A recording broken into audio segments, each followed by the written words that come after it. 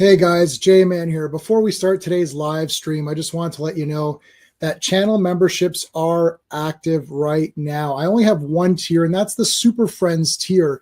If you decide to join up as a member, you will get your name shouted out at the beginning of every live stream. It'll look something like this. I've got my little Super Friends thing here where I mention everyone's name.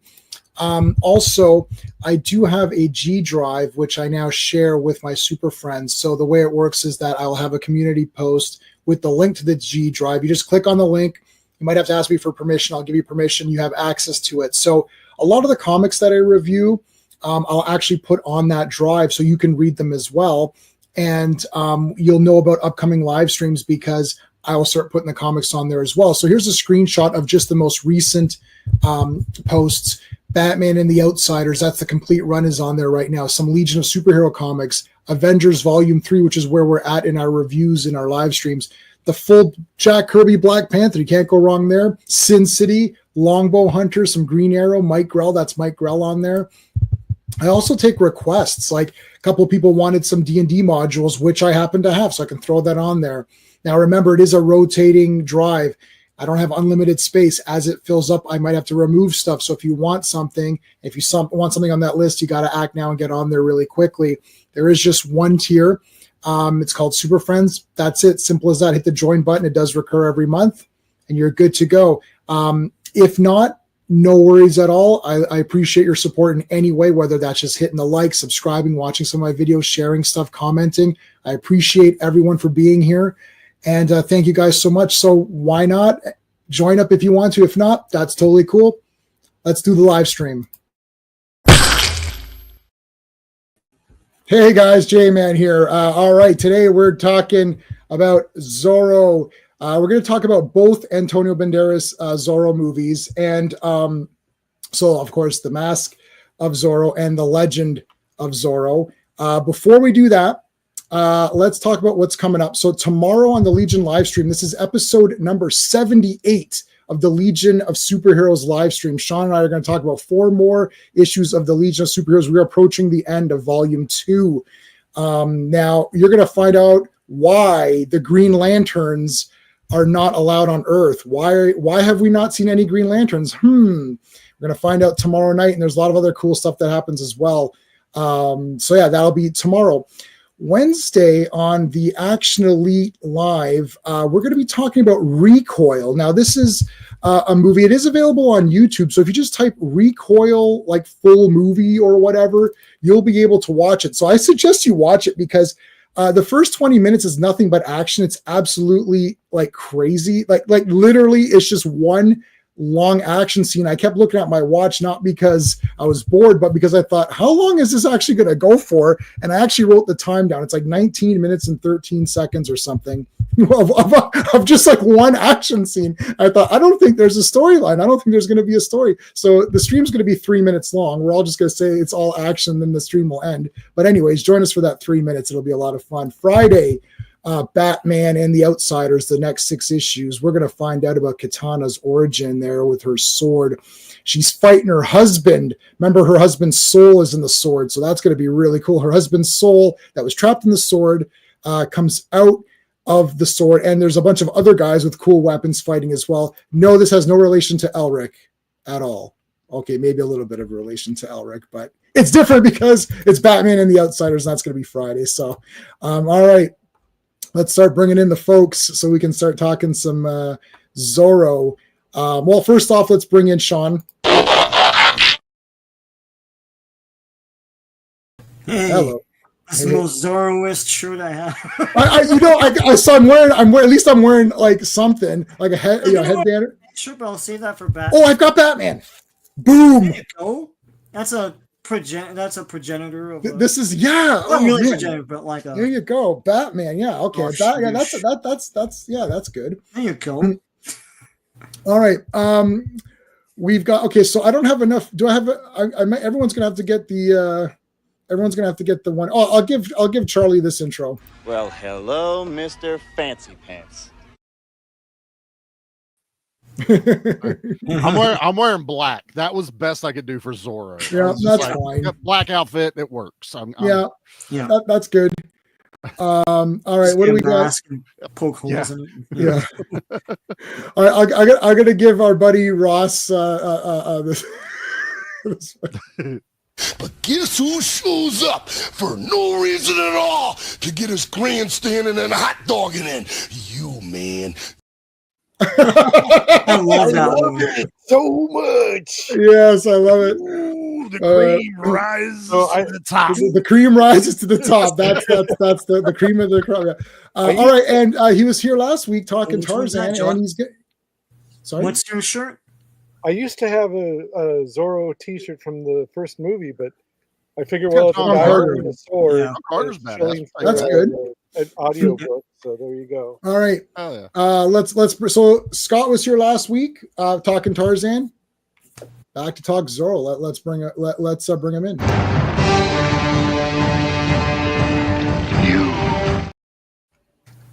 Hello. Hello, All glad right. to be here. I don't have a sword-oriented shirt to wear, unlike the other guys there. Yeah, yeah, Batman. I couldn't. I was like trying to think, like, what am I gonna pull out of here? I don't have for Zorro. I only have the Funko Pop, and everyone hates Funko Pops, so that's the only Zorro toy that I have. I have cartoons, and I've This got is like, all I have. Like I looked everywhere, and I oh have my goodness. the Wow. widescreen version. This J-Man, Sean, you guys are gonna love this. I don't know if you can even see it. They have Oh, yep. ad. That's an extra sticker. Yes. Put the Canadian I know. PG The rating Canadian on PG the back. Yeah. I can take that off blindfolded. I'm so good at taking those off because I had so many I had like 500 VHS tapes, and I was able to just like get that off. Really, I'm really good at taking off. This like, is the our stickers. old collection too. So I mean that's That's awesome. that's a legit one. VHS God intended. Yeah. So FK was here. How's it going, dude? Dan was here. So super friend Dan was here. And I want to mention the other super friends before we start. Dan was already here, but the YouTube comments don't stay. If you post too early, it doesn't stay. So I want to give a quick shout out to all of my super friends, and that's of course Dan, Sean, Steven, Brennan, Mark D, RR, Philip Story, S182, Digger Jim, Quagnar, Legion of Comics, Just Joe, and of course our friend Mike Alonzo, Clobberin Times. I think he would have liked, for sure. I think he would have liked this movie, the first movie. I think, I don't know. We never really talked about Zorro, but I'm pretty sure he liked Zorro. I'm pretty sure he liked this first movie. So we do want to thank him, and I pretty much thank him on all the comic streams because he was a big time comic book guy. But I believe that he would have liked this movie, and we thank him anyways because he's still a super friend. And we lost him June, I think, of June, yeah. last year. So and thanks for the CTS. Take off, take off. Take off, you hoser. You got to do the full Canadian. Guy Williams, oh man, that was the best. I watching a bunch of those today. The Canadian guys have to go like, I'm not your guy, buddy. I'm not your buddy, guy. Yes, I'm exactly. not your friend, buddy, or not your buddy, friend. Guy. No, that was a great show, and they got like the Zorro origin was done in like 5 seconds. It's like he's on that bus ride or train back or whatever it was, and it's like he's like, okay, there's a bunch of bullshit happening, so I'm going to be Zorro, and then Bernardo is like, well, I want to be somebody. He's like, okay, pretend you're deaf. You're On deaf. top of being, that's too complicated, man. It's like sometimes I forget his gimmick. It's like he's dumb. He's dumb. But Can also we say that he now? pretends he's deaf. Right? And Sean said it, so let Sean get canceled. Oh, sorry. Yeah, he can't talk. Sorry. Yeah. Cancel me. Sean has his own channel. You can cancel his channel. Don't. Yeah. Yeah, well, I mean that's his persona, and it's in the in the opening episode. You're deaf and dumb, and Canceled and for he Abel smiles and he nods his head. And I like how they throw all the fencing cups and the fencing medals and everything out the porthole. Yeah. And then his bags get searched. Yeah. And it's like don't let, and then it's like, so basically that's Don Diego, and then Alejandro's the father in that show, and then it's sort of like slightly reversed here, which I guess what we can talk about. So okay, so obviously we all like Zorro. We all saw this in the theater. I'm assuming both movies. I saw both movies in the theater. Oh yeah, Just the first one. Just the first one. Sean, you saw both. Both, yeah. Scott, you saw both. I'm I guessing. saw both. Yeah. And Ross sees everything in the theater, so I'm assuming he saw both. Well, this one was special. It was the last movie I think I saw about 10 times in the theater. Oh, wow. Yeah. It was all for Catherine Zeta-Jones, though. That was the... It was a couple of big parts of it, yeah.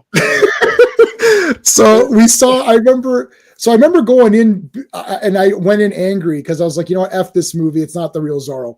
So I sat down and then and I'm like, okay, Antonio, not Antonio. Now we saw what's his face, Anthony Hopkins. Anthony Hopkins. Too many A people. Anthony Hopkins is like Zorro, and I was like, oh my god, it felt like that show. I was like, yeah, it's like him running up the thing and like knocking the guys down, and then you got the silly Sergeant Garcia in the shot. I don't know what he's called there. He's like, I mean, he might be Sergeant Garcia in the movie. Is he Garcia in that? They don't have. There's a lack of characters from the Disney show. Yeah, no Bernardo. Was he, or the Pulp magazines? He was created for the Disney show. Yeah, that's what I thought. Yeah. So, anyways, it felt like that. I thought, oh, this is so cool. And then he gets captured, and all this crap happens. And hey, Joe Dog, how's it going, man? And I was like, well, this is really cool. And then it's just like, and then it's the origin of him passing it on to Alejandro now and taking over. And I was like, the villains were badass. They're complete a-holes. This trailer, the original trailer, some say he's a ghost. You know, some say he's a legend, and they say Zorro was a servant of the people. He did what was needed. Others, a ghost. You know, be careful, senorita. They're dangerous men about. Like, I've memorized the trailer. I've watched that trailer 4,000 times. It's my favorite trailer of any movie because after that teaser was done, you're like, well, firstly, Zorro's the best. He fights guys. He destroys people. He's got super hot chicks with him. Like, he beats up bad guys. Bad guys are scared of him. Like, in the trailer, the guy's like, he goes, it's just one man. No, it's not just one man. It's Zorro. And you're like, oh, it's not just one man. Damn it. It's Zorro. Yeah. And it's like, and it's like, dun, dun, dun, dun. It's like all these like cut. The screen is getting cut while all this shit's happening. Yeah. And then he's like, whoosh, and then Catherine Zeta-Jones is like nude there, and then it's like Zorro. And I was like, I'm like, this is the best trailer ever. And I compared it. Anytime someone does a superhero trailer, they just did Superman, which is a terrible trailer. I said, watch the Zorro trailer. And people are like, well, Superman needs to get injured to show that he's vulnerable. I'm like, he doesn't need to get injured in the trailer to get me hyped up to go see Superman. Mm-hmm. In Zorro, I mean, both Zorros, wife is killed, daughter taken by the villain and raised, right? Alejandro loses his brother and that, you know, the Jack guy or the fingers missing, that guy. Yep. Like, he's treated like shit. It's like, and then literally the guy's like drinking from the head of the brother. So there's a lot of crazy stuff. Both Zorros suffered tremendously in this movie, but in the trailer, you got to get me excited. I'm like, okay, this is Zorro. Yeah, I got to go see this Zorro. He beats up guys and he's dating hot women. I'm like, this is awesome. I don't know. This is another one where, like, if you compare, I mean, there was a whole TV series, so the boomers were raised on that. But like, the number of years from like Tyrone Power to this one, that's a great movie too, right? So the number of years from Tyrone Power to Mask of Zorro is about the same as years from this one to now. So there was like a lot of grandparents, right? I know it's unbelievable, isn't it? That's crazy. I know, but and in between there's the TV show that the boomers grew up with, like after the Mickey Mouse Club or whatever.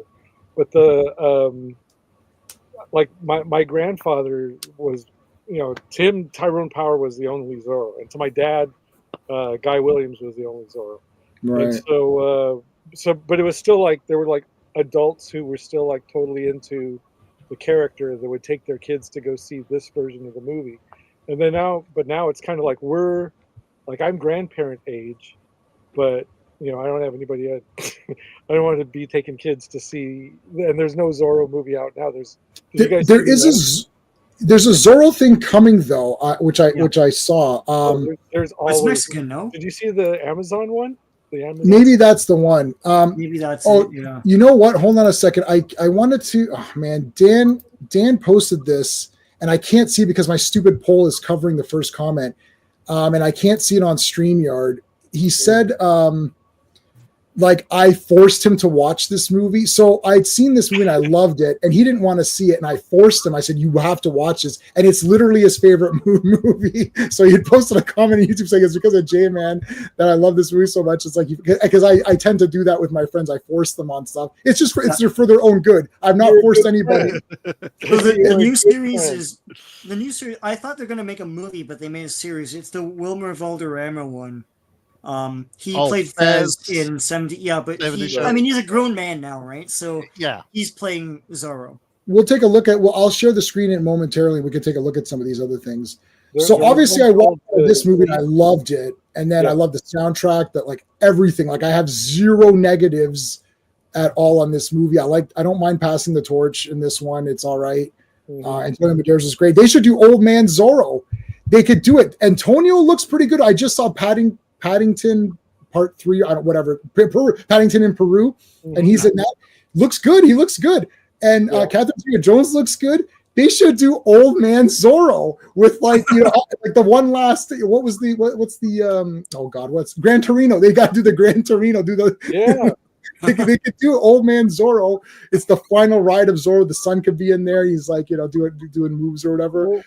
Well, they should easily do it. I listened to the commentary on Legend of Zorro, and they said that overall it's a pretty boring commentary. It's just like how they got the lighting right for some of the shots and all that. But they said that there was originally going to be like an opening scene, like an opening exposition dump, where it's like a hand with the book, and they're explaining about the. I even forgot what they were going to be explaining. Like the secret order that was going to do the whatever the main plot was, and it was going to be a wraparound sequence with the little boy as an adult, kind of telling the story like in hindsight. The whole thing was going to be in hindsight. I see. But then the last shot was going to be the boy as a man putting on the cape and all that. And he even said that the very last shot in the movie where you do see him in the Zorro costume kind of doing the same thing like he did at the end of the first one, he said that wasn't Antonio Banderas. That was going to be that was because you don't see his face. Right. So that was going to be the kid as an adult from the original ending. Okay. Oh, interesting. That wouldn't have been bad. That would have been interesting, yeah. All right, so Mask of Zorro. Wouldn't get Antonio and Catherine Zeta-Jones back after the second. You could kind of see in his neck. It's kind of like, maybe he's, another 7 years. You might be a little too old to do this again. So. Oh, they can do it. They can CGI like they've literally CGI'd like everything now. Like there could be a dinosaur playing Zorro and it's be fine. Yeah, I watched that too. So yeah, I watched that too. Yeah. So Scott, Mask of Zorro. What were your thoughts going in and after seeing the movie for just part one, and then we'll get to part two? Well, pretty much like you. I liked it through and through. Maybe a little better than I anticipated. We get so few Pulp movies, even back then, 1998, that I usually am there on opening weekend to support them. I want, we have this surfeit of superhero movies, but, and we talked about this last week with Tarzan, typically the Pulp hero does not have magic powers. He has to use his own resources, wits, training, what have you. To me, superpowers are like magic. And as a child, I played Pulp heroes. I played Zorro, I played Tarzan, I played Doc Savage, Lone Ranger. Yes. So I go into it, supporting Pulps, liking Pulps like you had seen the try. Probably saw the trailer in front of another movie. Kind of wondering how's this going to work because I knew it was sort of a different mythos. Rossio and Elliott, a good screenwriting team, great screenwriting team. They did they did the Pirates of the Caribbean. They did a John Carter script that never got produced. And so, they had a good team. I don't know if you guys outside of California, they incorporated bits of California history, like Joaquin Murrieta, who is Antonio Banderas' brother, was an actual bandit. Oh my God. Yeah. And he got decapitated and his head got pickled. Oh my God. No, I didn't know that at all. That's awesome. His sidekick or his henchman was Three-Fingered Jack. I think Three-Fingered Jack was actually Mexican, though. He wasn't an old Anglo guy. Right. But so I knew, and Captain Love was a real guy too. What's that? Captain Love was a real guy too. Yeah. And so even though I'm not a native Californian, I came out here when I was 24, I've absorbed a lot of California history. So it was kind of hitting me. Oh, okay, this is how they're doing it there. Because I don't know if, how many Zorro, casual Zorro watchers know, Johnston McCulley, who wrote it, was, Anglo-American, and he didn't know a lot about ancient California history. So he gets some stuff wrong in the Pulp stories. Los Angeles was a much smaller, sleepier little town. Los Angeles didn't really boom until after the Californian age. But, he had some anachronisms and stuff. And so I was like, okay, they're kind of taking it back to California history. This is great. This is cool. And yeah, I just thought it was solid. The casting, the love story, the action sequences. I came out of that movie just really satisfied. Yeah. I was like, oh man, this is like, we're back with Zorro, because I've watched whatever Zorro thing I could find, and I like the Mark of Zorro. That movie is awesome. Of course, is that the best Zorro movie ever? Maybe. I guess that might be most people's pick as your best. But this one has like the emotions of this one for me were like, I was like, oh, because he takes the daughter. I was like, F this, the whole stuff with Elena and all that. I was like, this guy's a piece of shit. Like, I'm pumped. And then the fact that he gets her back to, I get you back only to lose you again. I was like, oh man, what the hell? Like that was really good. Go ahead, Ross. Well, I would just say Mask of Zorro is probably my favorite and probably the best one. The Mark of Zorro with Tyrone Power is excellent, but it's got some bugaboos. Zorro is more of a code name than a costume. He's not. During the I don't know if you've ever seen it, but like the big duel at the end, the fencing is like freaking amazing. Oh yeah. Costume or anything? It's just like Tyrone Power versus Basil Rathbone. Hey, Phantom, how's it going, dude? A Lone Ranger recruited by John Carter for an adventure on Barstool. Yeah, do all that. So Ross, when you came out of the theater, what'd you think? Did you like it?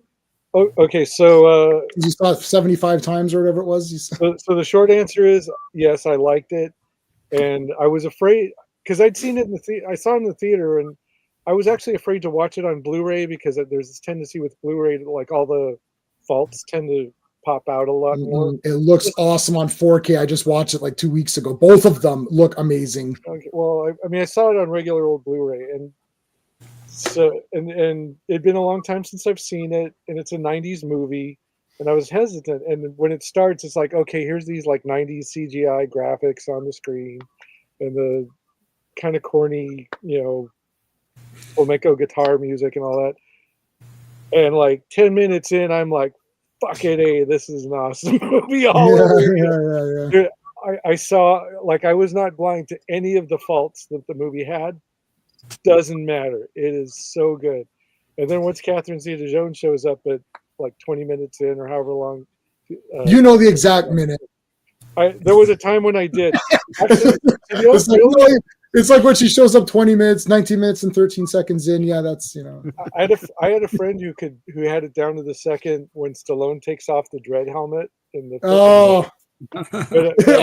that's when the dread of the dread fans side in. You're like, oh, the mask is off. So the beginning of the end, the beginning of the end with my girlfriend at the time was the scene like immediately after he's like in full Zorro costume, going through the hacienda, fighting Captain Love, cuts the map down, and escapes. And then Catherine Zeta-Jones kind of like leans in and looks up at him with that perfect lighting. And I literally did like a Beavis and Butthead, whoa. And she was like right next to me. So I could never watch that movie again in her presence. Everyone, even my wife likes Catherine Zeta-Jones in that movie. Well, yeah, but it was. The Oscars are on tonight. Literally, no one cares. Nobody cares. This should have won. Demi Moore needs to win tonight. That's all I care about. She's not going to win. That movie has too much gore in it. So the only other things I'm going to say is that this movie had to serve many masters. It had to serve the dads and grandpas who remember callbacks to the older stuff. Mm-hmm. It had to be faithful to the book. It had to correct a lot of the politically incorrect things as far because really the Zorro story in the past was about wealthy landowners fighting and the peasants getting caught in the crossfire. And this one, by incorporating the Joaquin Murrieta story, they kind of tried to make it a little more, Californian and diverse. They like Scott said, they brought in a lot of history, and it was just fantastic. And then they had to come up with a villain for everybody to fight. It's I liked that. We had to get old Zorro to fight the old guy. Right. We wanted to do the Jack Nicholson, Michael Keaton Batman thing where you just pounded on an old dude at the end. And then you had to have a young, healthy guy for what's his name? You had to give them a reason to hate each other. Yep. And Catherine Zeta-Jones had to free the peasants, and everybody had to have something to do, and they did. Oh, it's like a movie. Yeah, it's like a movie. It's like how movies used to be. Remember, there's a bunch of characters and they do a lot of cool shit, and then you want them to win at the end, and then they win in the end, and the villains are all dicks. And there's not a backstory of why the villain's a dick because of whatever bullshit reason they come up with. He's just an asshole, and then the good guy wins and kills the asshole, and everyone walks out saying that was a great movie. Now you can't make that anymore. It's like, well, what were the motivations behind? You see, he wasn't really a bad guy. Yeah. It was the situation, and you have to sympathize with the villain. Oh no, so perfect. Just every look in every time he twitches his face, it was just kind of you just want to punch him. He's just so good and so subtle. He was seeing it again. He was outstanding. I really appreciated that. So, all right, yes. Yeah, John Carter. Yeah, Zorro is the better swordsman. But John Carter's got he's got experience. Yeah. Right. All right, Sean. We didn't know each other for this one, did we? The first one, no. I saw it in a theater though. Yeah. Yeah. I mean, Zorro was a pretty big when I was a kid, only because it was just pervasive at that point. Cartoons and comedy referenced it all the time. I grew up on the Filmation cartoon. My dad loves Zorro the Gay Blade, so I watched that many times. And I watched. Not that there's anything wrong. No, right. There's nothing wrong with it. Nothing. I watched Wonderful World of Disney all the time, every weekend in the 80s, 90s, and I know it's the slump period, but I loved it. And and they revived Zorro and Davy Crockett, but they revived Zorro in the early 80s with Zorro and Son, which was a 5-part series. It was a direct sequel series to the original. They even used the same song from the old Guy Williams. So to me, I thought, Zorro has always just been around. In the 90s, I feel like it waned a bit. I can't remember when was there not an MTV thing where it's the future and he's on a motorbike or something? Am I getting that confused? I don't know. There was the other Zorro, which I did like. They did that other Zorro, which was I think YTV for us. I don't know what it would have been in the States. There's a live action Zorro that was very cheaply made. I still liked it. Yeah, that was pretty cool. In comics, there's that's the one. Yeah. Hey, Dracula and the Monster Squad. Yes. Yeah. that book was at Value Village for $5 about 4 months ago. I held it in my hand. I pondered. Should I get it? Should I not? Should I get it? Should I not? Then I put it down, and then I went back the next day to get it, and it was gone. I was like, it's gone. Yeah, well, it's $5, man. Well, no, this book was published cheap to be sold cheap. It was our Value Village is like our thrift. It's a thrift store. So I go there. I just went there this weekend, and I got 3 Forgotten Realms books. Anyways, oh, cool. Go ahead, Sean. Continue. But yeah, in the comics, he was around a lot. Like the Marvel series, I have the 12-issue Marvel thing, and of course, it went to Topps, and Topps made a big splash with their Lady Rawhide character, and all of a sudden, those comics skyrocketed in price. I like the Zorro comics for Topps; those are pretty good. It was around in the zeitgeist. So I thought the movie was great because I didn't know they were going to go full swashbuckling with it. I mean, there's a lot of great gags and fun in that. Isn't this the one where he's on 2 horses and he straddles the guy? Yeah, that's awesome. All this fun stuff. Totally plausible. It can, it's for sure. Just training. They made it work. You can see it right in front of you. Like there it is. Like that's the best, man. He jumps over him. So, and the guys are like, some of the bad guys are goofy and everything. I thought that was really cool. To me, looking back on this, I feel like, and maybe I'm wrong, but I think because I feel like movies got more sensible and boring and less fantastical and inspired and excited about what they're doing. Like I feel like even though we got a lot of like movies about like superheroes and everything, they seem to sometimes or a lot of the time be embarrassed by it, right?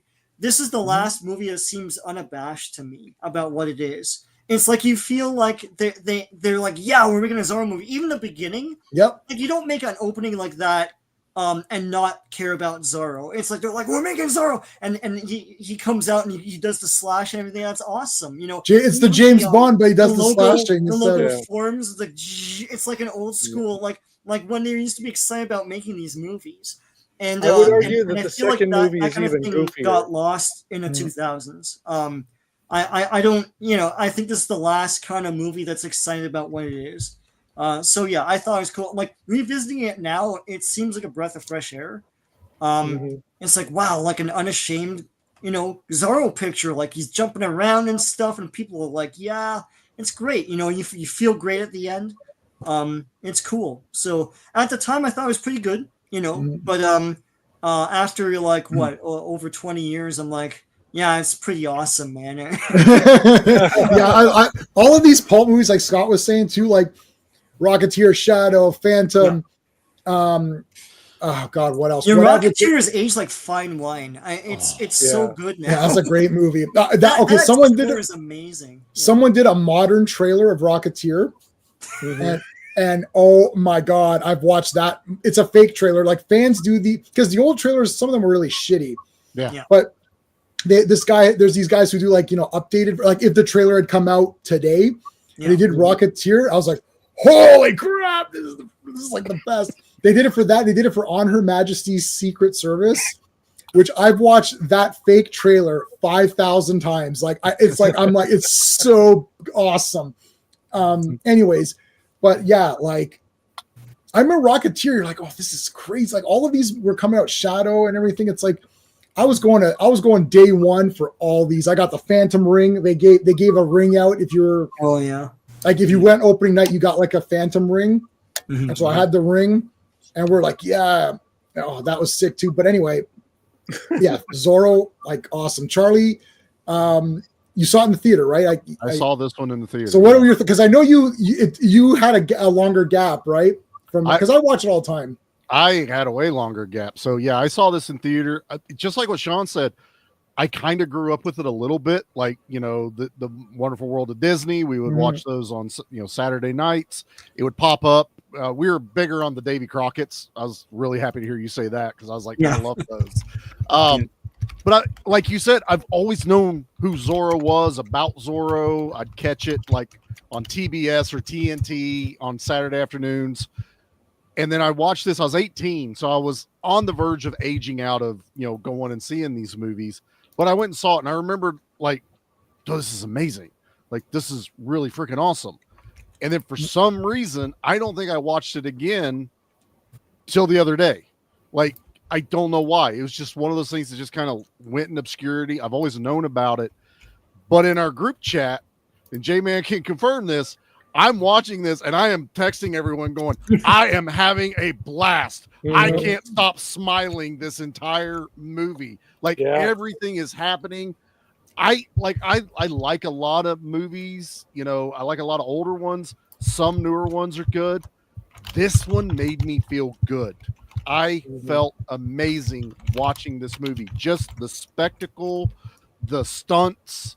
I love the villain, Stuart Wilson. He is one of my favorite, like, non-popular, like A-list actors. But he was in the Lethal Weapon 3. He was the bad guy in Ninja Turtles 3. He was Walker in that. Oh my God, you're right. The guy selling the guns or whatever. Yeah, gets blown off with the cannon at the end. Oh my God, everyone hates Ninja. We're gonna do the Ninja Turtles trilogy. That'll be a great. That would be amazing. He was the main villain in No Escape. I mean, I've always loved this guy. So seeing him play in this role, I was just enamored by him. I loved it. But I had nothing to complain about with this movie, like zero. I am just glued to this movie, smiling, getting excited. Yeah, zero. Actually getting goosebumps at parts of it. And I was like, I haven't felt this way in a long damn time, even with newer superhero movies or anything like that. The moment Cap gets Mjolnir was all of Zorro for me. Like, the entire movie, I am just having the best time. I was a kid again watching this. But yeah, I don't even know what to even pinpoint that I love so much about it. Like I loved, Anthony Hopkins. He is, I believed him as an older Zorro. It totally worked. Catherine Zeta-Jones, I like the story of that being his daughter. Obviously, he's going to fall in love with Antonio Banderas. We all remember the part where he cuts her clothes off. We could get away with that in the 90s. I don't know if we can get away with that again, if we remade this movie, but I'm here for it.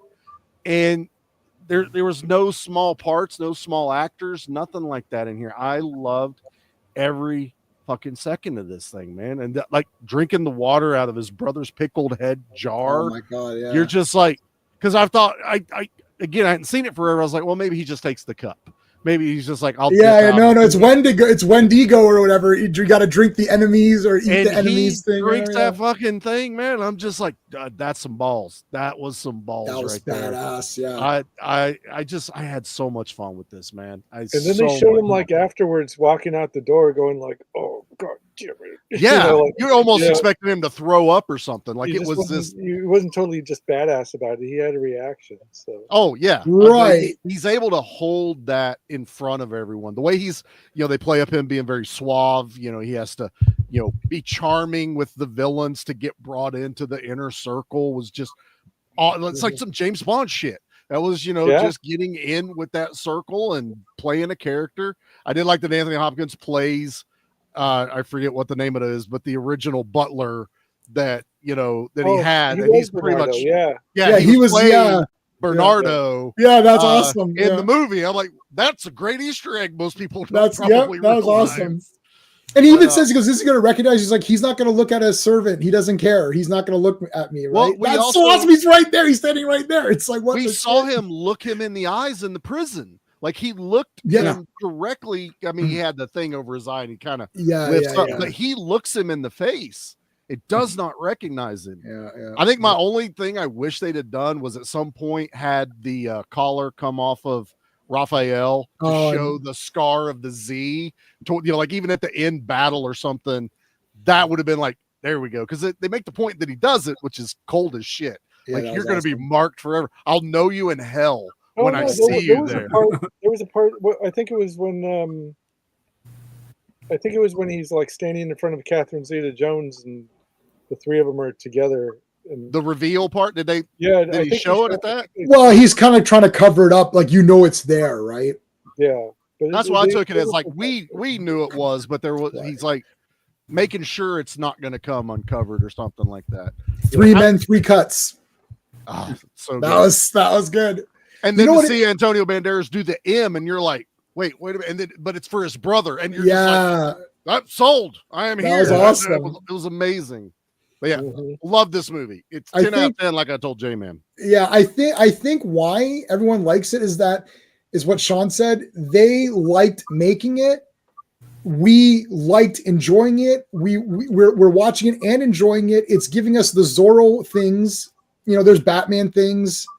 There's Zorro things. Yeah, and what the Sean fun is trying to say, making it is infectious. Right. And what Sean is saying is that they're doing the Zorro things. Like now they say checking a box means something different now, but back then it meant like, okay, Zorro's gonna have to do the Z mark, right? Mm-hmm. He's gonna have to jump on the horses and ride Tornado and do all this. It's more than that, Jay. Like when we get into the next one. Yeah, well, I think Mask of Zorro is more than that. It's like, you can do the checkbox and say like he's on Tornado and like he's got the mask and he does swordplay, but like straddling the guy as he's riding those 2 horses, like that's having fun with the concept of Zorro. Right. I was getting to that. Into it. Right. No, I was getting to that. I was saying they're checking the boxes, which is the first step, and then still you have to make a good movie and have quality directors and writers and actors and performers that believe in what they're doing and actually make it good. Like the music was awesome. They had that song that that Loving You song or whatever, but they don't have the lyrics in it really. It's just like the background music of it. So it's like you have to have talent, but also care about what you're doing and have fun doing it. So what's an example of, like, since you brought up Batman, I hate to like, I like Batman Begins. I like, Dark Knight and all that, but like there's too many things removed from it where it's like, they don't want to, they're trying to pretend it's not Batman. It's like, it's Batman. Yeah. But it's not, we're not doing the silly stuff, really. It's like, but if you're not doing the silly stuff, the man's dressed as a bat, right? The problem, right? If you're not doing the silly stuff, then it's not Batman, and now it looks weird. Like the more realistic and grounded you make it, the sillier it ends up looking. Because now you're like cut out in stark relief, and it's like, guys, you took this out of a silly concept. I mean, I'm not saying silly's bad. Right. Like, yeah. To make it realistic like this is like, now you can't fight Clayface, because like he didn't fight Two-Face. He fought, like the guy got acid on. But the problem is that it's like, okay, if your face is an acid, you're dead. Like, I don't understand. Like, it's like, why does he have the ears? Like, what do? They don't do anything. Like, why wouldn't he just be in? That's not bad ears. Yeah. Why wouldn't he just be in tactical gear? Like, right, like this is the problem. It's like you've made it so that you're sitting there thinking, well, wait a minute, why wouldn't Batman just have tactical gear like a SWAT guy or something then, and just have that? Like, why does he, like, would that cape really work? And they literally need a 2-3 minute sequence to explain the functionality of a cape. It's like, it's Batman. I don't know, he glides on the cape. Like, who cares? I don't think any kid ever threw the comic book down. Gliding on a cape. F this comic. Nobody cared. I mean, Zorro got trained in 5 minutes. It's like he got a montage. We got it. He's training him, right? He's got every shot, a little improvement. Yeah. He's doing the gotta have that. He's in the Zorro cave. He's in the Zorro cave. I love that. I love that. I like the circle concept. Is like, okay, smaller and smaller. It's going to get compact. That was remember Leon the Professional, same thing. He's like, first thing you learn is sniping. Last thing you learn is the dagger, because you got to get in close, and that's harder to do than just, sniping someone. So it's like this idea of like, how do you kill or whatever. Right. I like that. Zorro kind of had his thing. Yeah, that was all cool. I like to look at, like how Sean was saying, though, did you feel like they got on set every morning and everyone looked at each other and went, we're making a Zorro movie. Yeah, we're doing this, right? Everyone's doing this. How many guys were out there with whatever they could find, sword fighting? Yeah. They're over there teaching Antonio Banderas, and everyone's like, I'm next. I want to do it. Let me try. So one of the things I noticed, but I'm not going to say it's like a bad thing necessarily, is because when you see it on the Blu-ray, you really see like how different the stunt doubles are from the main actors, especially the guy doing the double horse thing, and portly Anthony Hopkins doing some of the sword fighting and all that. But when they bust out that sword fighting, especially whoever was fighting Antonio Banderas, they went for it. I've not seen sword fighting like that in the movies since like Earl Flynn back in the day, and almost nothing since. Like maybe an Asian movie will have some, but that's like Asian style sword fighting. But like that old timey fencing that they were doing, like those guys went for it. And even the guy who was doing the horse stunts, I'd heard that was kind of like the last, like they brought him kind of out of semi-retirement because they weren't just doing a lot of horse stunts in movies anymore. So they had to find the guy who did them like back in the day. And, so this middle-aged guy is like dressing up as Zorro one more time and going for that ride. Right. And again, I don't think when was the last time you saw a movie? Like it's been decades. When was the last time you saw they did that many? And that was like every horse trick that guy knew. I mean, it was just like boom, boom, boom, boom, boom. They put it all in one sequence. watching this reminded me of like watching the Three Musketeers, the Disney. I was just going to mention that. Yeah, because you had the fencing, the horse. They did a lot of the horse things.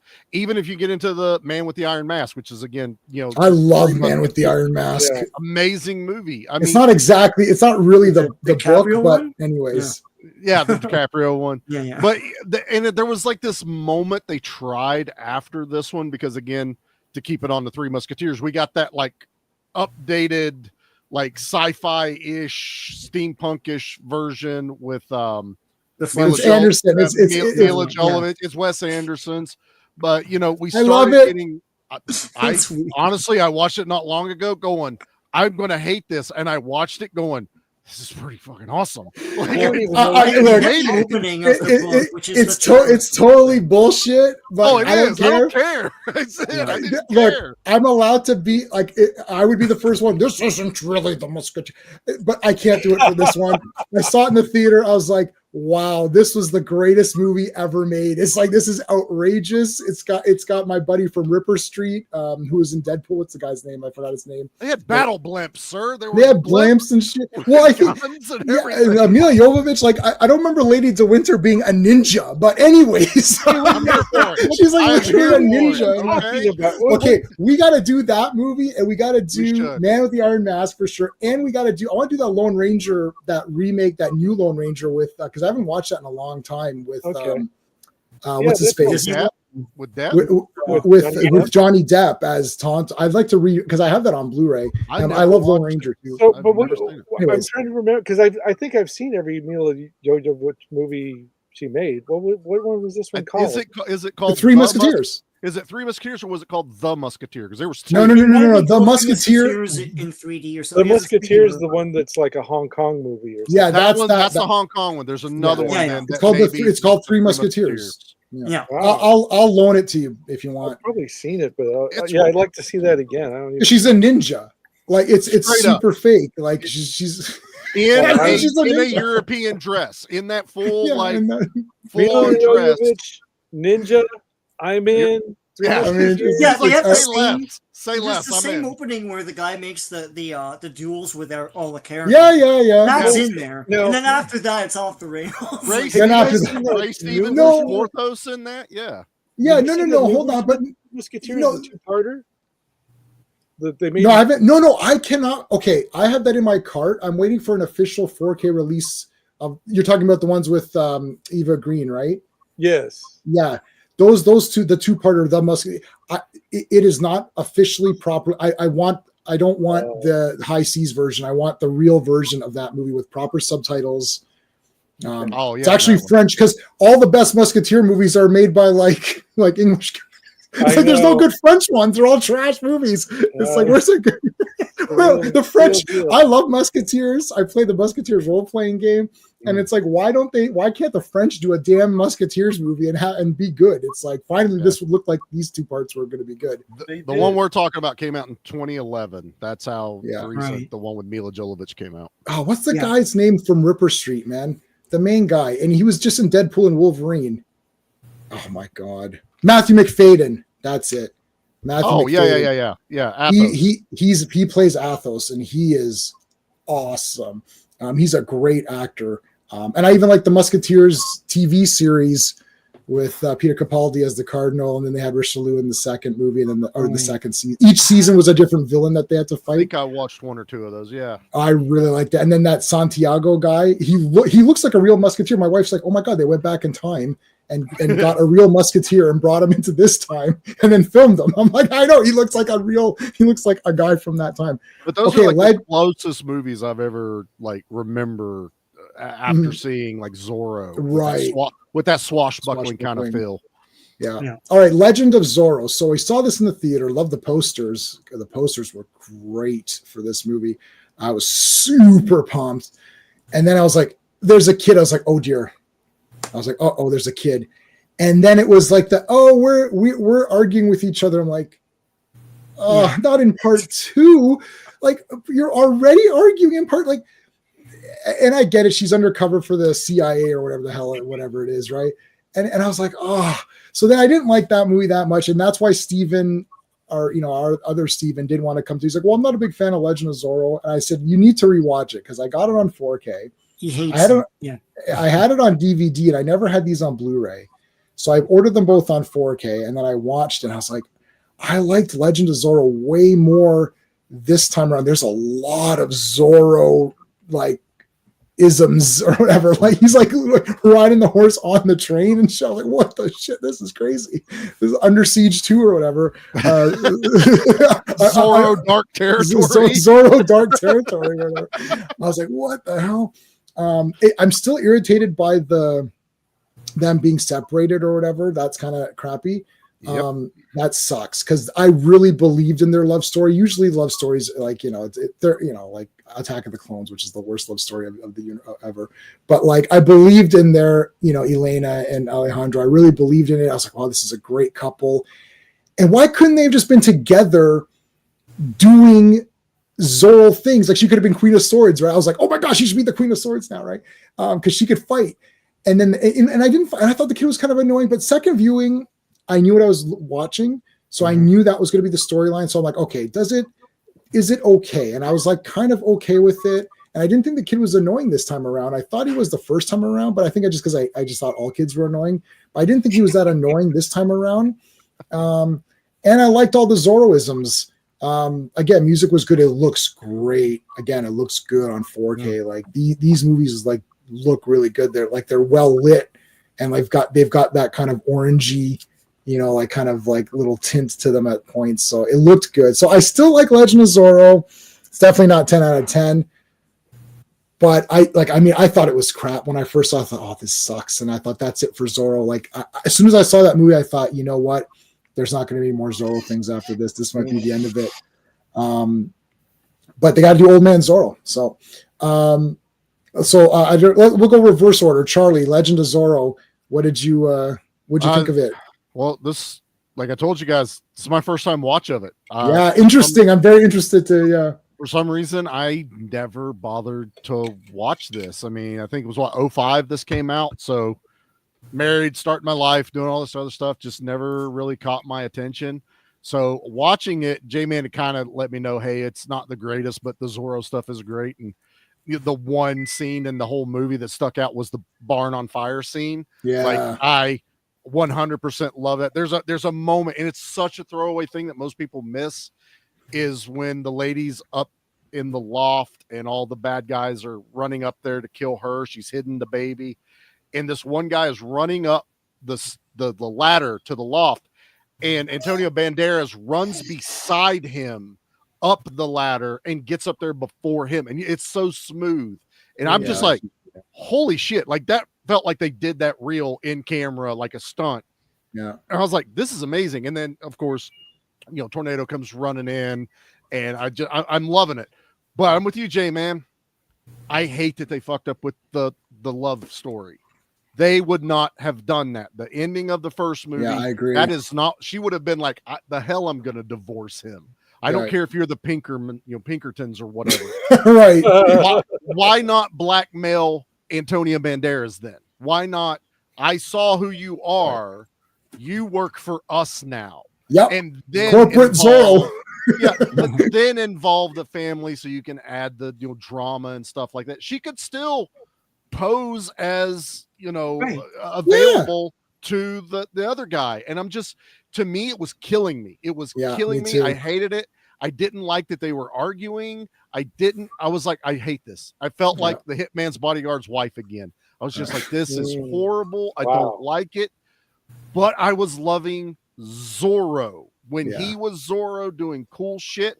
I was in. I was like, this is cool. I like this. I like the train segment. Yeah, fucking amazing. Nitroglycerin, awesome. The little bottles hanging like down there. That was cool too. Yeah. And kid sidekicks ruin movies. Okay, that no one can be short round again. Like, stop trying to be short round. Stop trying. There can be only one. It's like Highlander. Right. There was only one short round. They did it right one time, and that's the only time the universe has allowed it to be done right. This one, like, I don't want to say the kid was annoying because it's just how he was written. But I also hated that. I love my dad. I hate my dad. I love my dad. I hate my dad. I'm just like, I'm over the family strife. It's forced. I don't like it. Give me Zorro saving everyone, and everyone's happy to be, Zorro. She would not be pissed off of him saving the people like that. I hated that. Yeah. It's that was your father's legacy.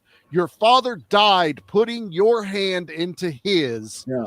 You never break that bond. And the fact that they actually divorced and then had to remarry at the end of the movie, I'm just like, that's what kills it for me. That's like, this movie's like a 6. Did you happen to see who wrote the screenplay for this one? Yes, I was going to get into that. Okay, Sean. Okay, go ahead. Okay, so go ahead. So who went? Was Sean? Did you go then? Chart? Was that? I can't remember. Yeah, Sean was. Sean was okay. So we're going reverse order. So Sean. Yeah. Okay. Yeah, watching this again, I was impressed by how much more action there was than I remembered from before. I think the problem is the big stain for me is the whole Catherine Zeta-Jones Antonio Banderas relationship in this. The problem is they're trying to milk drama out of something that doesn't fit the concept, and this was a hallmark of a generation of screenwriters in this time that was happening all the time. It just contrivances and deconstruction. And so one of the screenwriters passed away not even a week ago. So I don't want to crap on it too much, but the same writers behind Transformers, the Star Trek reboot. Oh yes, yeah, it's like I did notice that.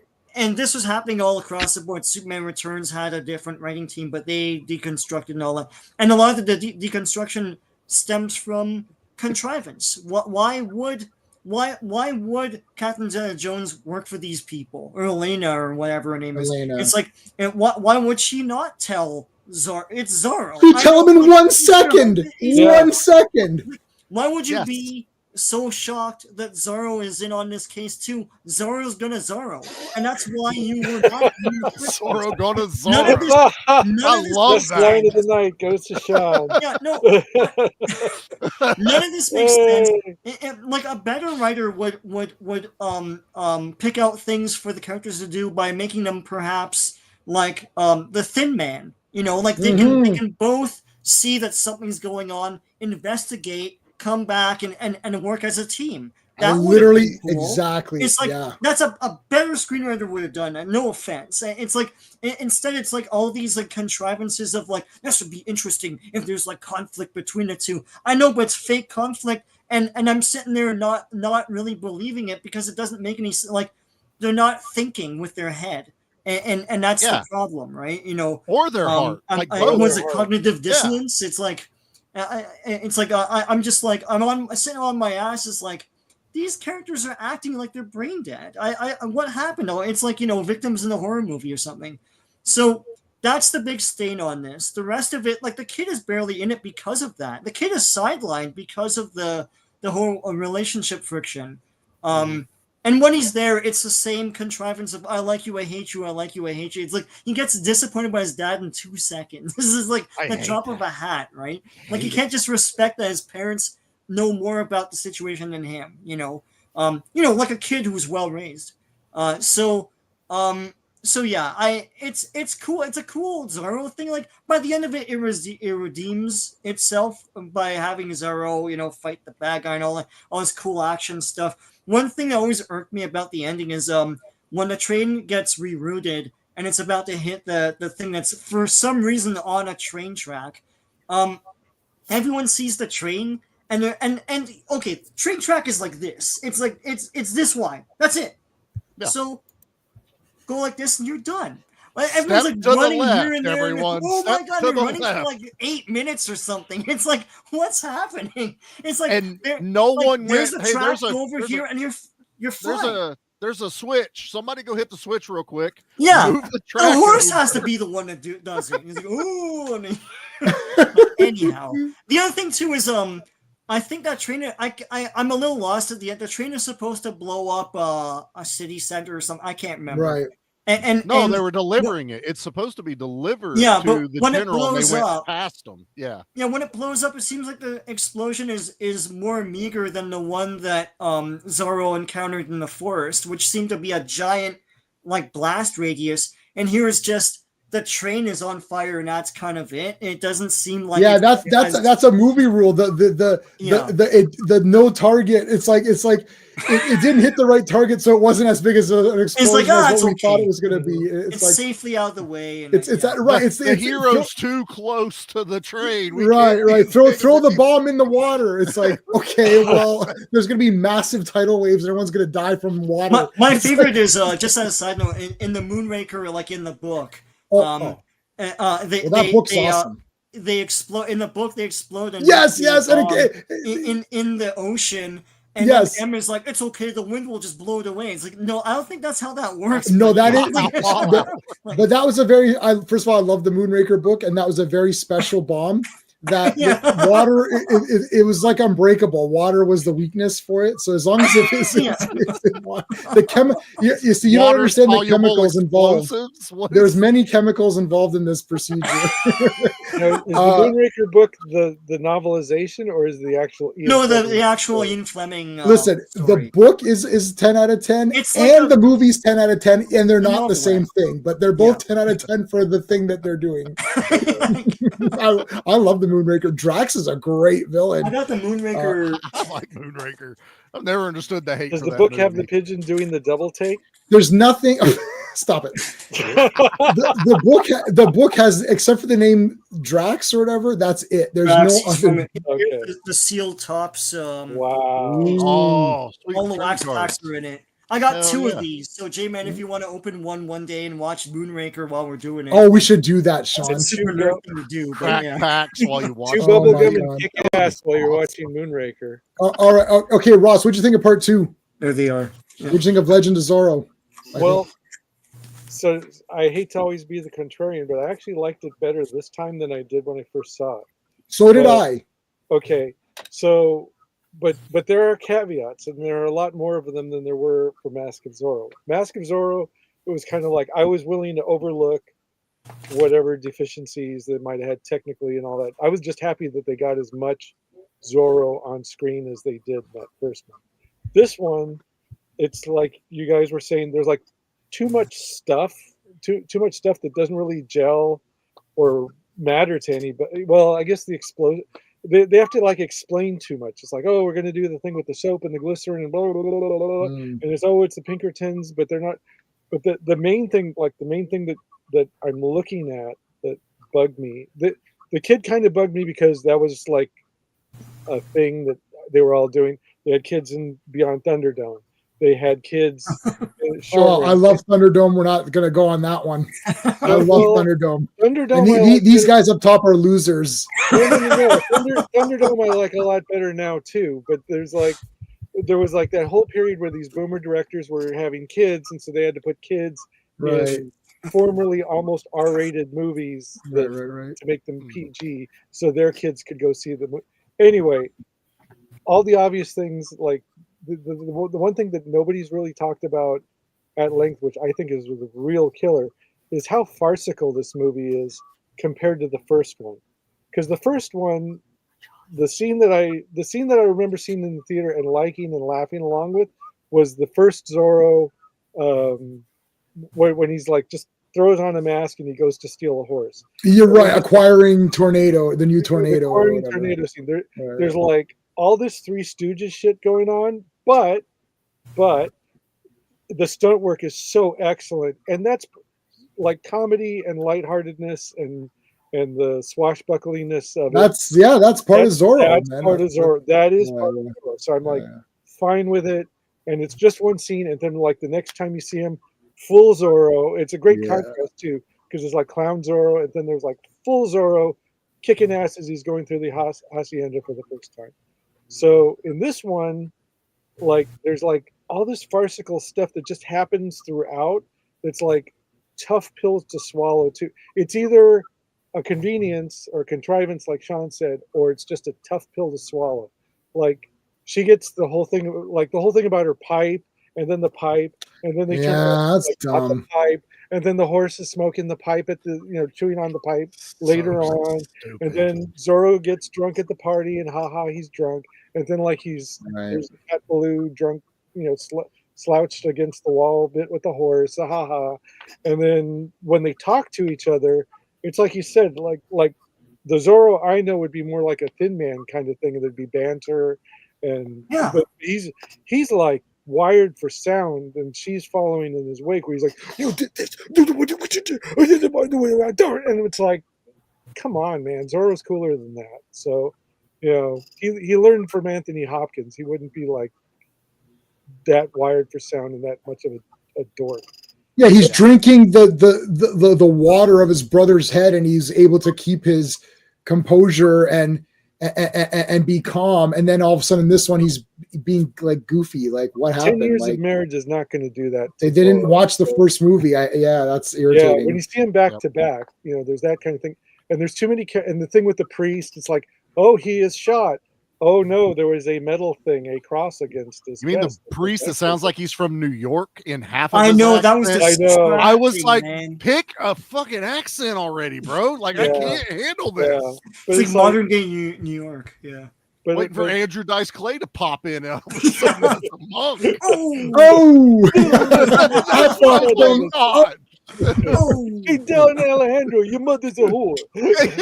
Hickory dickory dock, something Zorro. I don't know. Yeah. So, but seeing them back to back. The other thing, like that you guys were saying, the stunt scenes are like even more spectacular, and they really go for more of it, and they're much more complex. And you just kind of wish that they weren't like just in these little pockets. Like there'd been more of that spread a little more evenly. But like the dude who the dude who plays the villain, the French guy, the guy who plays the French guy, he's actually English, and he did an audiobook of Dr. Sin. He does audiobooks of the Dr. Sin series. He's so good. He does all the voices, and Dr. Sin just sounds like a total badass. And I was like, who is this guy? And so my friends were like, oh, it's that guy who played the villain from Zorro. And I was like, no, I thought that guy was actually French. So, and they said they brought in like a language coach for him on the. Yeah. He was also the Black Knight in A Knight's Tale with Heath. Yes. Oh, really? Yeah. He's good. He's good. I appreciate Dark City. He's from Dark City, right? Yeah, actually, I think he is in Dark City. He was kind of like that '90s guy who was in everything for a while, and then he just. Dark City. I've seen that guy somewhere. Yeah, that was this guy. There's like these eras of where you see these actors. Like Catherine Ross was like in every mid to late '70s movie, but then you never saw her again. And Michael York was in every like late '70s through mid to late '70s through '80s, and then you hardly ever see him again either. So unless they need him to be like in a movie where you go like, oh, that's Michael York, you know. But yeah. So there was. I thought it was too farcical. They were pandering with the kid. They were trying to make it into a family film. Because over that, you've got this like way overly complicated plot with the secret society and the glycerin and the voting to make California a state. Like, you know, I'm just saying it out loud right now. Who cares, you know? So, and then like that was like the genesis of that writing team, just tearing through franchises with like tons of stuff in the movie and lots of things to like and good action. But then when it comes to caring about why they're doing all that stuff, you just like, you know. So. Heart behind it. Yeah. Scott, what'd you think of Legend of Zorro? Well, going back to my original premise, you know, any pulp movie is a good pulp movie. I was glad it was in the theaters. I, in general, liked it. I didn't feel it was as strong as the first one. There were downers, I think, that people have covered on the domestic discord. It's kind of contrived, and you know the couple butting heads when you'd rather see them fighting together. So yeah, it just wasn't as strong an outing. I remember, you know, as my nephew was growing up, I showed him at different periods. There were movies you got to see these as a kid. You know, Flash Gordon. You know, you got to see Flash Gordon as a kid. I showed him The Mask of Zorro. You know, The Legend of Zorro wouldn't make that list. You know, The Mask of Zorro, he loved it. He was like 4 years old. He wanted to be Zorro. He's running around outside with the stick and the sword. Awesome. And, you know, introducing, it's just not, you know, it doesn't have that classic status that you would use to introduce, you know, train up a young man into these are the touch point movies. the way I think Mask of Zorro does for a modern audience, or modern days. In the old days, people would have shown you the original, Tyrone Power, or even going back to Douglas Fairbanks. But I saw it in the theaters. I haven't revisited it. I've revisited Mask of Zorro a number of times. So I guess that sort of encapsulates. It's not memorable, right? It was. I liked it at the time, but it's not something that you necessarily want to revisit. Sometimes you come out of the theater and I guess Don Esteban, if he saw this 10 times, has this feeling. You want to go right back in and read it. Right. Oh yeah. I get that feeling with books. I finish a book and I start over. Because now you've got the payoff, and it's like, oh, what did I miss? Yeah.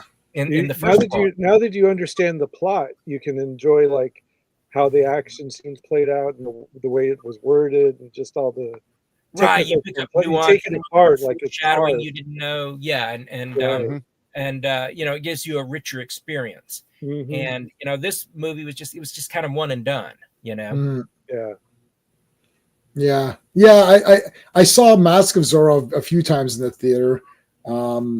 I think the most I've ever gone to anything is 3 times. Like Dark City, 300 I saw 3 times. I think Blade, the first Blade movie, stuff like that, where it's like, I think Zorro, I walked out, I was like, oh, I'm going back tomorrow. And then I just literally went back the next day to watch it again. Legend of Zorro, I walked out, I was like, yeah, I think I'm good.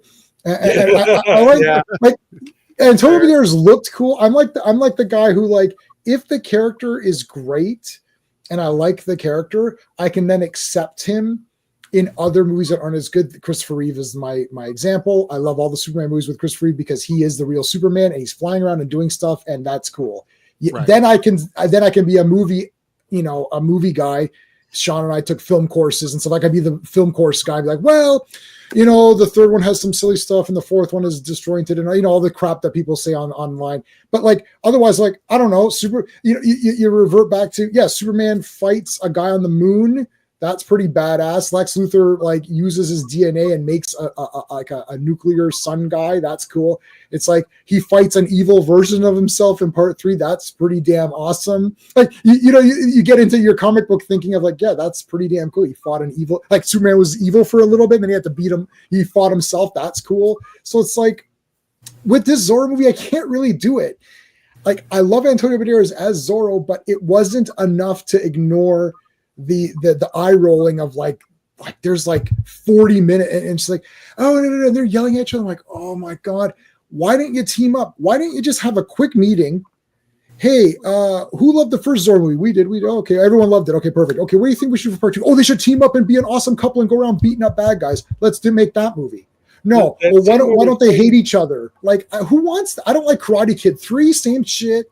All of a sudden, Mr. Miyagi and Daniel hate each other now. And Daniel's Mystique Manhattan. I to this day. I know it's see that Kermit yells at everybody. Why is he yelling at everybody? Screw that! What the shit is that? It violates that whole and they all lived happily ever after rule. When they ride off into the sunset, when he literally walks off into the sunset at the end of the first one, and they all lived happily ever after, and that's where you have to start with the next one.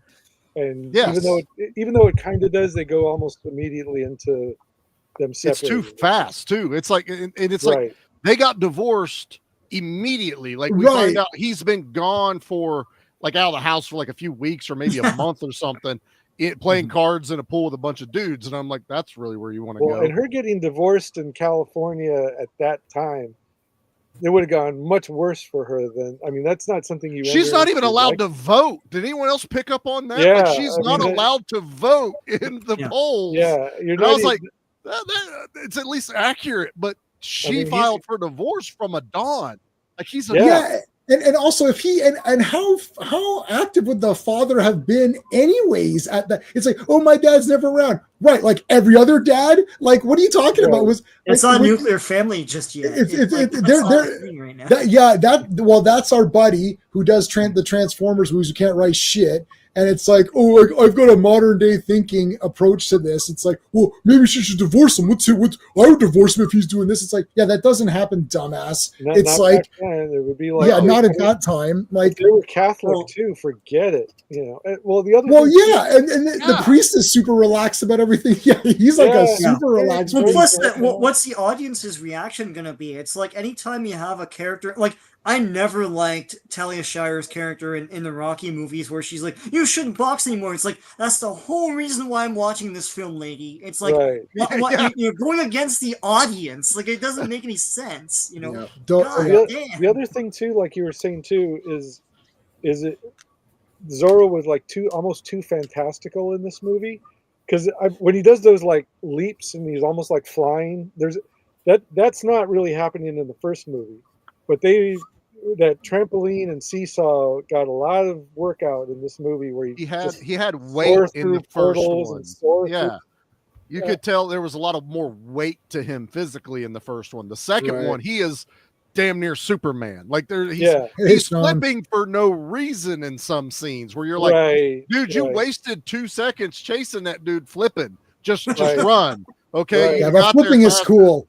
If I could do parkour, I would go everywhere parkouring and like jumping over cars and stuff. Parkour. I believe Zorro jumping from building to building, and I believe him being like the greatest swordsman able to take on two guys at once. It's almost like they depowered him a little bit in this one. Like, also, I read he doesn't kill anyone with his sword in the entire second movie. Oh, I never picked up on that. I was like, did I get Ninja Turtle 2? Is that what happened? Like, he was too violent in the first movie. Now he kills some people, but he has the lowest body count in Legend. Like, everything's just happenstance that someone dies, but he never stabs anyone in Legend. Oh, that's brutal. Yeah, I hate stuff like that. Yeah, Ninja Turtles 2. I remember we're going to do a Ninja Turtles thing. I remember seeing that. I was like, what in the bloody hell happened to this great movie? It's like all of a sudden they're using sausages to hit and yo-yos, which is hilarious. But yeah. I'm claiming it now. I'm claiming this now. My name's going to be Vanilla Ross when we do the.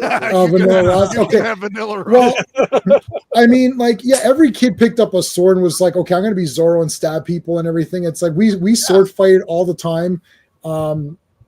I don't see any problem with any of this stuff. My grandfather made me nunchucks immediately. I came out of Ninja Turtles. I was like, I need you to make nunchucks. I told him what to do, and he made them for me. And I still have the ones that he made me right down there. And my grandfather made me these nunchucks, and they're absolutely great.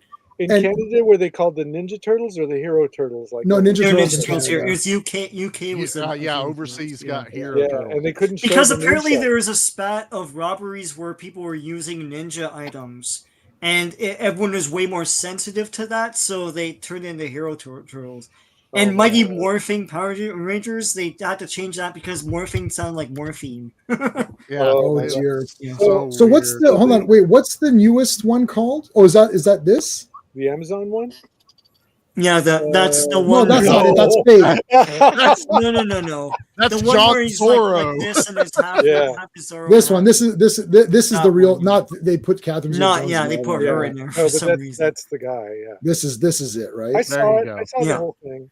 It's a good like if you made a Zorro. Wait, you saw this? Where is this? It's on Amazon. Amazon. It's right there. It's on Amazon Prime. Do we have I it? didn't know they released it. I don't think we have it. You know how you said like it was big for like the week it came out and then it got buried. You know how you said like well, the French had to make a good Three Musketeers finally because it's their story.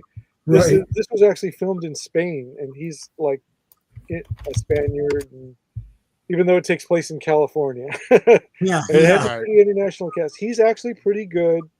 Everybody's pretty good, but it had to tick a lot of modern boxes. And I got to hand it to him. The way they did it, for the most part, is pretty good. Like, we don't have it. I don't mind ticking the modern boxes. I'm checking now, yeah. No, I don't mind ticking the modern boxes as long as it's done well. But usually it's done so incompetently that it's, right. When they do it right, it kind of gives it a bad name. But the sword fighting was good. So the girl is she's not really a girl boss, but she's got this like she has this like little top hat. There's a picture of it. I think This one. I think that she's got this. Oh, is this what's her name? Oh my god, she's like half and half. No, that's not it. That's an AI video. That's an AI. Okay, that's an AI. I was gonna say that yeah, because that's I don't. Well, she was good in the Gentleman. What is it? The Ministry of Gentlemanly Warfare. The Ministry of Gentlemanly Warfare. I like. She was good in that, but she sucked in that three body problem. I could not stand her stupid face in that show. I wanted to punch her in the head. So the girl in the we don't have it. She's attractive, but she has this like little short top hat, and I called that the "Don't Need No Man" hat because every time she wears it, she does like girl boss stuff. And then they have her like she's introduced, they introduce her character. She's like on a roof. She's supposed to be like, the landed gentry class, and she's up on the roof with one of the workers, repairing it with her "Don't Need No Man" hat and showing off her guns. And I was like, okay, fine. I know you have to do it because it's the modern. Is this her? Yeah. This one. That's the "Don't Need No Man" hat. Okay. Oh, gotcha. She has that look on her face every time she don't need no man. The thing is, it's difficult. It's difficult. Like I thought Elena, Catherine Zeta-Jones was awesome. Like she kind of, like she didn't. I hate when they always say strong female as though that's something. It's like it's not it doesn't mean like she doesn't need men or whatever. It's like because sometimes. Like Antonio Banderas is a strong man who also needs a man to help him train too. Like it doesn't mean I never understood what they're meaning. Like, she doesn't need this or that. It's like, but everybody needs somebody. Like, it's like I need to buy tools. I can't make a hammer or whatever. So I go and someone made a hammer for me. And you need to suck before you're good. Right. Right. So it's right. So it's like, I don't understand why they always play it this way. Like Elena that's why that strain of thinking does not mesh with the hero's journey, because that's the whole point of it. Right. You need to learn something. You need to like suffer a bit before you overcome it. Right. Yeah, like that was the problem with a lot of modern things where they bring someone in later on and then they're just as good. And it's like, but wait a minute, I had to watch 1 hour, 22 minutes. Luke Skywalker had to train for X number of, whatever. And then what's her face comes in and she's better. And it's like, okay, but you need to give the character something else then that they're bad at. If you say someone is better in the Force and doesn't need to, and can learn it quicker because they're the granddaughter of, whatever, that, okay, fine. But then they need to have something else that's tough to overcome. Like the character has to overcome something. Like they're a brand new character in an established series and they can't be better than everybody else and they just got here, right? It's like that doesn't work. So Rambo Part 4, look, even if it was a man, like, we've got Bill Johnson and he's even better than Rambo and what. It's like, well, wait a minute, where was he before? Like, you sideline the character you pay to see. You're right. Like it's Zorro, not Lolita. That's why everybody hated that third Blade movie because they were so more concerned with setting up the Night Stalkers than they were. Correct. And she doesn't do like a lot of physical stuff. There's actually another girl character who's like a Native American who's like she's like another Zorro altogether, and that subplot was like okay too. It was done well enough that I didn't totally hate it, but it's like. It gets an eye roll because it's 2025 and it's got to happen. But like it sounds like poop. Let's face the facts. It's poop. No, I mean you know my standards. I'll call even something I love. I'll find something that makes it not perfect. But right. With this one, I have to give it its due and take a lot of factors into. I mean, I saw it once and I saw it all the way through. Am I going to watch it again? Probably not. But it was just fine as a modern Zorro telling. The sets, the costumes, it looked like it was a pretty lavish production for a TV series. It was almost movie quality in a lot of ways. The action was okay, but again, it gets complicated with like California politics and stuff like that. But and then there's like this kind of semi-mystical native stuff that they threw in there too. Again, I'm not selling it very, very well. It's better than I'm making it sound. And if you like Zorro and want to just see some Zorro thing that you haven't seen before, that's pretty good. That's one. But the issues are this kind of stuff isn't cutting it anymore because audiences are smarter and they have internet. Like this, okay, so Mark of Zorro, I have this on, I think on DVD. I don't think they did. If they did a Blu-ray, I didn't get it, but I've got this on DVD. We've watched it a bunch of times. We watched it when it came out on DVD because I hadn't seen it for a while, and I showed it to my wife. And like 5 seconds, this is I think she was my girlfriend at the time. We watched this, and she's like, "Well, this was the damn best." And then she purchased it. So we actually had 2 copies. Like when we got married, we had 2 copies of many movies that I had showed her that she bought for her collection, and this was one of them. And there wasn't this like, well, for the right, and we all did well for the time. Listen, I didn't watch this movie 100 years ago. I watched it on DVD. So whenever it came out on DVD, I don't, whatever year that was, and I was like, well, this is the damn best. It's like this was a great movie that made the Zorro thing a thing. Yeah. The current one, you watch it because it's Zorro. You like, if you're like me, like I'll watch almost anything that. I've got 3 swords I'll watch it too downstairs, man. I'll watch the Alan de Leon Zorro movie. I don't care. I'll watch anything too. I'd watch this show if it was on. If we got it here, I'll find it. Yeah, I'll watch that. Was there not? There was a Mexican soap opera called Zorro, the Blade and the Rose, or something, and that one emphasized more like the romance. It was a telenovela Zorro, but. Any of you guys actually read The Curse of Capistrano? I haven't. I know Scott's probably has, right? Yes, yes. Yeah. It was. I have the little vintage paperback. It came out in one of those small, like the Ace G series or F series, and they renamed it when it came out in book form. They renamed it Mark of Zorro because of the popularity of the Douglas Fairbanks movie. But yeah, it's a solid pulp tale. I recommend it. Kept me entertained and. If you don't know California history or whatever, you're not going to notice the little anachronisms here and there. Yeah. I mean, I think it's a solid story. It's basically Robin Hood with landed gentry fighting each other over stuff. And I don't remember. This is the latest edition of it. In the book, I don't remember him fighting for the people like he does in the movies and the TV show. It was more like they took something from me and my family, and I'm here to set it right and take back my own.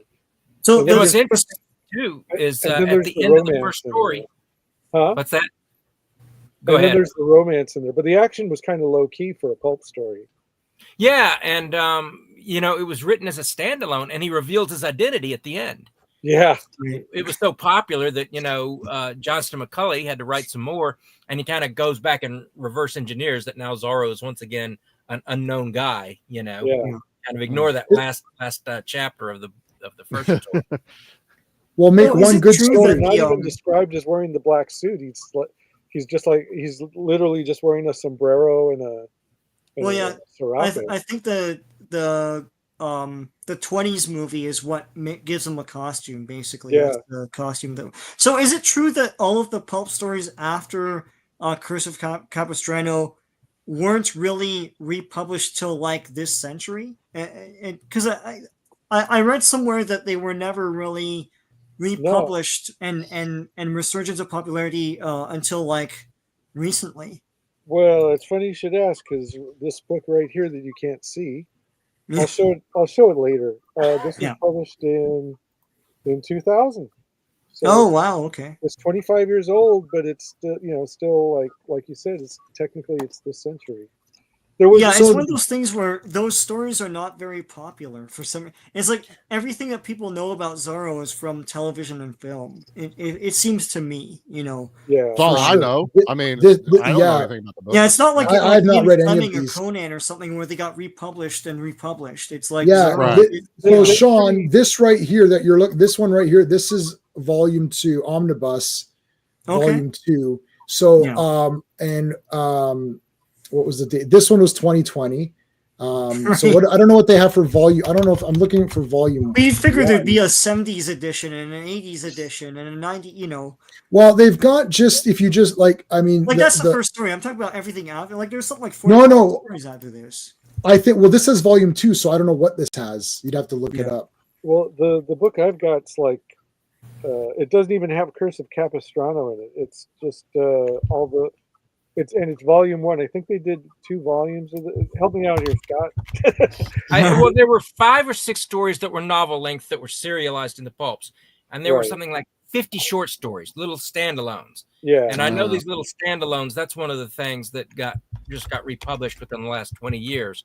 Yeah. Give a shout out to Bold Venture Press. They are the ones bringing this out, and they have the Zorro publishing license, I believe. But yeah, they're the ones that kind of gathered them all up and republished them and everything, and brought them to a new generation. Yeah, because these are like, this is like Zorro saves a friend, Zorro hunts a jackal, Zorro deals with treason, Mysterious Don Miguel parts 1 and 2, Zorro draws his blade, Zorro upsets a plot. Yeah, so wait, here you got the full. If you go to Wikipedia, you can get the full thing. Yeah. So here's all of it right here. That's cool. You'll love this. You'll love this, Sean. J-Man. Here in the dedication, it's like there's a thank you to John Gertz, who like owns the Zorro rights, the Zorro fan club, Don McGregor, who's like wrote all the tops, most of the top Zorro ones, and to Richard Wentworth. Oh, awesome! The Spider and Alex Toth. So yeah, you wrote some Spider, right? We just went through a few. Yeah, these are all short stories. Yeah. No, that's a different Spider. That's not that Spider though, right? Yeah, it's not. What Spider is this? Because there's no like. It's another guy called the Spider. There's another guy, and then there's the Jerry Siegel Spider, which I got the things. Well, it wasn't Jerry Siegel to begin with. It was the other guy, and then Jerry Siegel came in. That's the British. That's the British guy. The British thing, yeah. That guy's awesome. Yeah. Have you seen that guy, Scott? Charlie, have you seen the Spider? The British one? I guess Spider. I'll just Jerry Siegel. Yeah. So they that's this guy here. Oh, I've seen that image of him. I've never read any of them, but I've seen. Yeah, he's a bad guy, basically. Yeah. So I bought Sean one of the volumes of this one, and then I got the blue one. I got you the blue one, yeah. And I got the other ones overnight. And you got the red one and the blue and the green. But these are the reprints of it. But like the character is pretty interesting. He's like he's a villain who's just bored.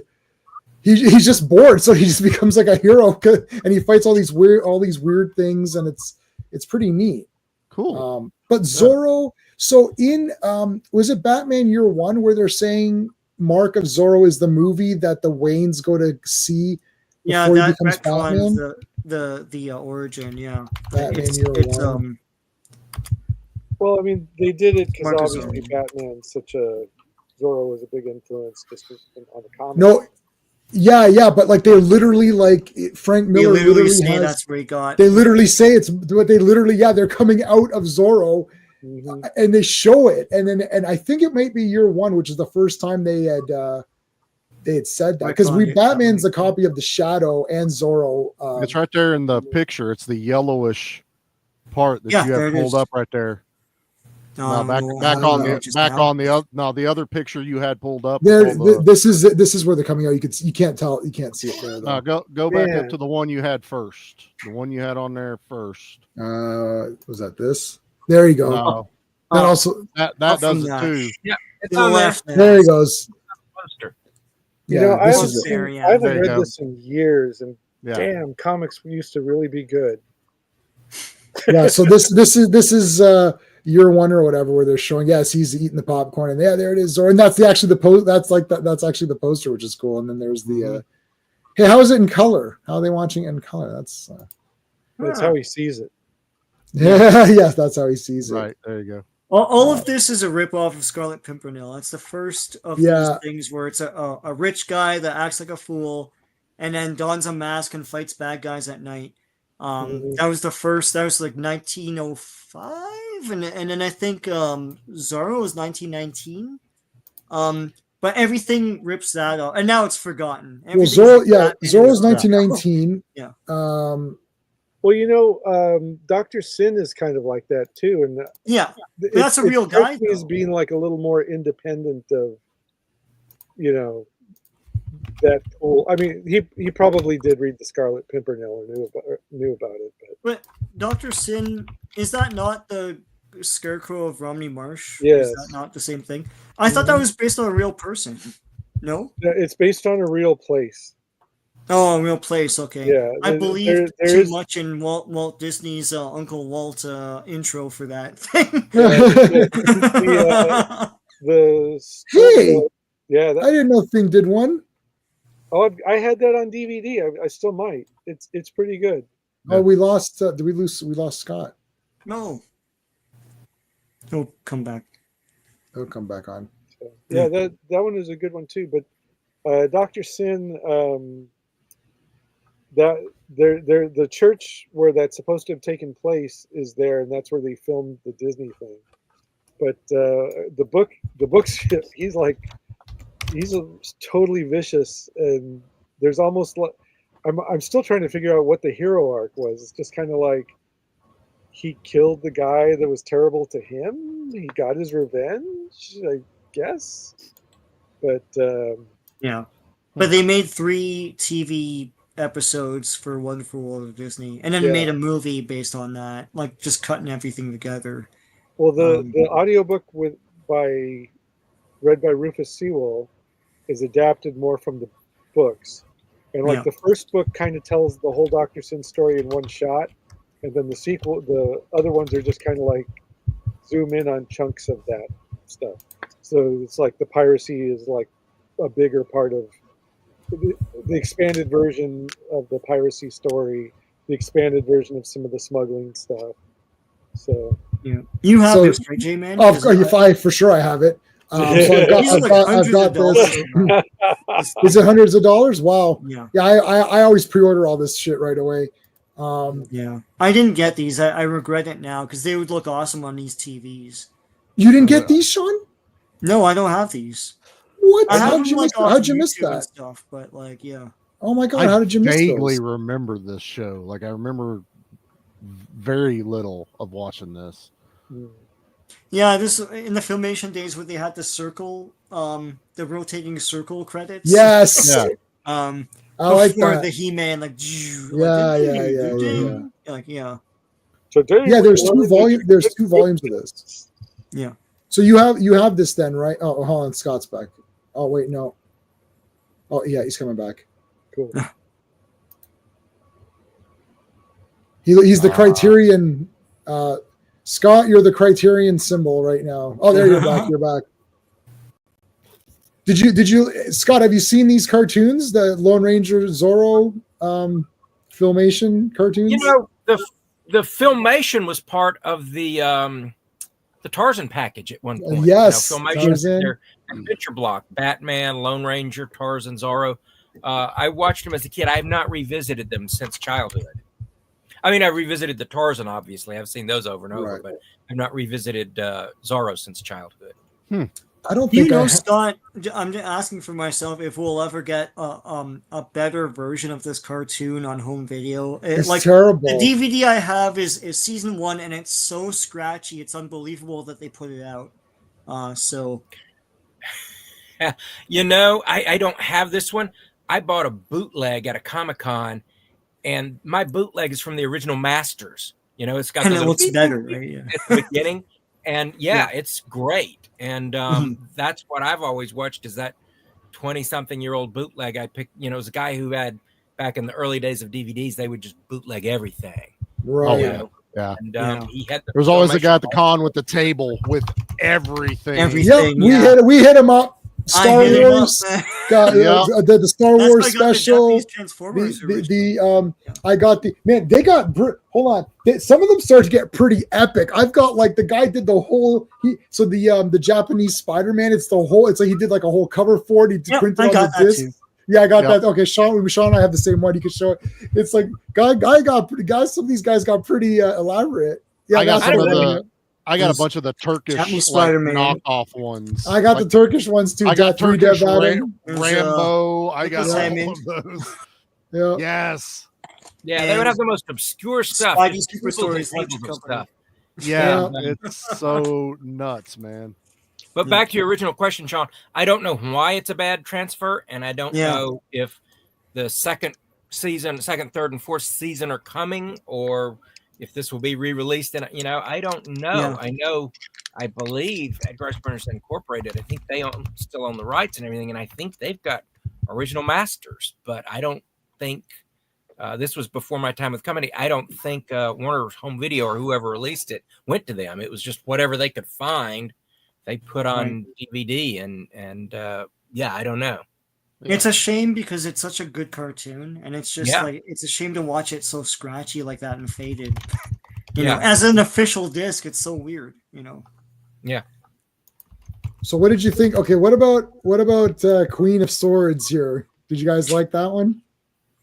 I saw a few of those. That was the Hercules Xena knockoffs. Yeah. Franchise had to have a syndicated hour-long action show, and it was usually thin on budget.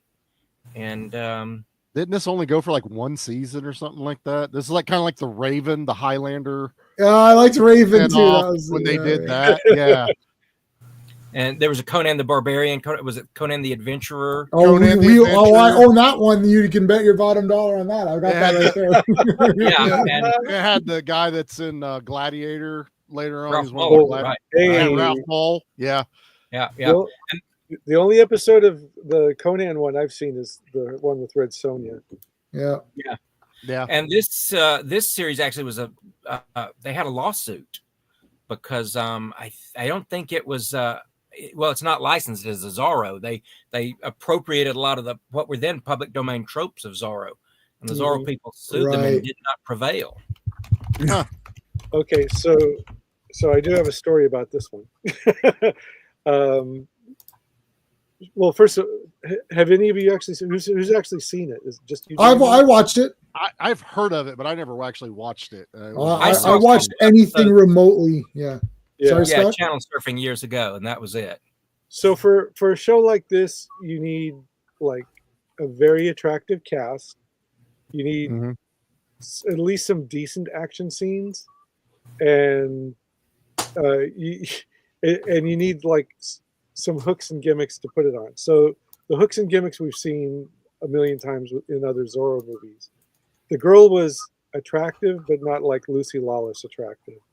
And she was like okay with some of the action stuff, but she wasn't like Lucy Lawless, who just totally went for it with the sword stuff.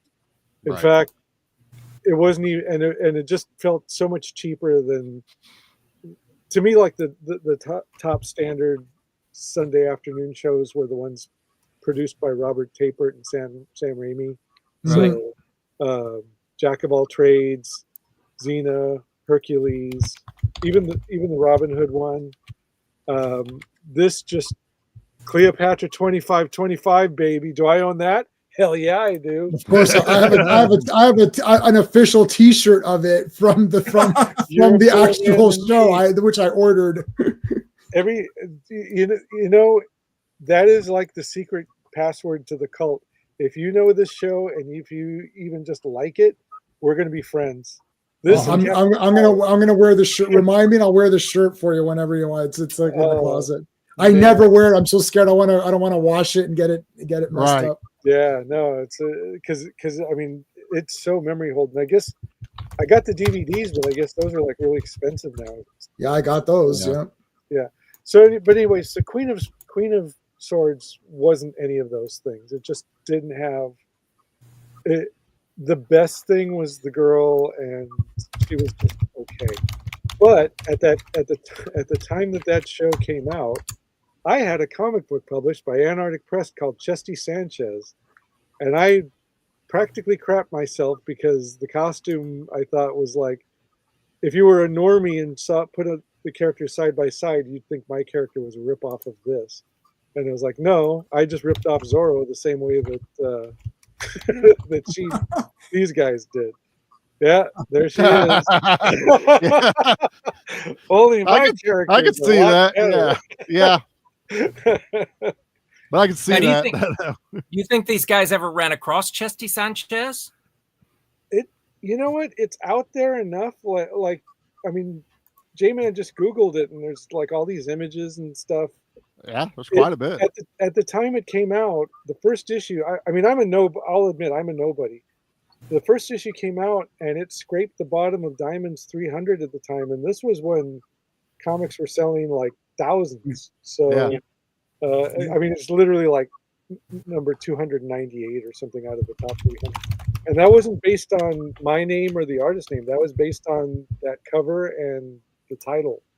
So, but the sales dropped quickly when they figured out there wasn't going to be like an adult titty comic. So, I mean, it's straight up like in the near future, Mexico City. She doesn't have a sword and doesn't do swordplay stuff. She's a female luchador. So it's just like a Santo movie crossed with Zorro, female Zorro crossed with every bad movie that I ever liked at the time. So, and I think Lady Rawhide was mentioned, the top's female sort of Zorro. I was very worried Did that about play into your inspirations there? No, mine came out. I think mine technically this first script was written in 1989. So it took a while to. That's the thing about me and comics. I'm just like the hard luck kid when it comes to getting an artist to actually frickin' draw a comic. So it took me 3 artists and years to get that issue out. And then we did 2 issues, and then the artist disappeared. And we had to settle for a third guy who was okay, but he was a nice guy, and he was okay, but just wasn't the original guy. We settled for him because he got the job done. So that was good.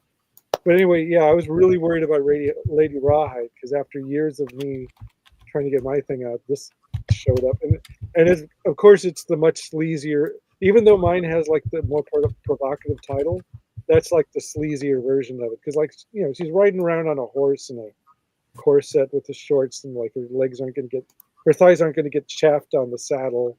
Right. So I remember. Duncan. So I watched all of this Zorro too, and this is the girl who is the girl from Three Amigos. Oh, really? Yeah, she's from Three Amigos, the one who calls the Three Amigos thing. I always want, and I think in this Zorro show he met the Three Musketeers or something happened. There was the Musketeers were in it or something like that. I remember thinking, oh, that's a cool, all the sword fighting guys together or whatever. I thought this was a cool show. Like I like this guy. Show. I guess it's a Canadian produced thing or something. Yep, big time. So we had it played here constantly. I thought it was fun. I don't think I ever seen this one. This is. So it's the new word. So it's like Roger Corman's Zorro.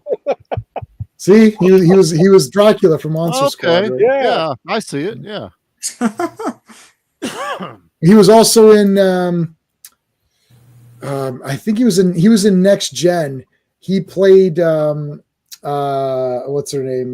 Beverly Crusher. There's like she goes back home to her like ancestral home or something, and there's like this spirit that like the ghost episode. Yeah.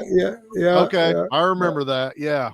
My wife and I we're not anti Beverly Crusher, but we're definitely not fans of Beverly Crusher. So anytime it's just about her, we're like,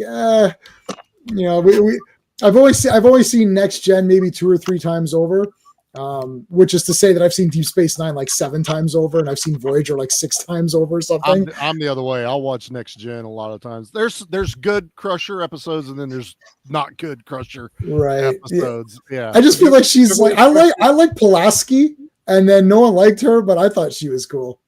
Dr. Pulaski. Wasn't she like the one of the original one, like season 2 or something like that? Yeah, and that actress is from Kirk's Star Trek, and she was in a couple of episodes with Kirk too.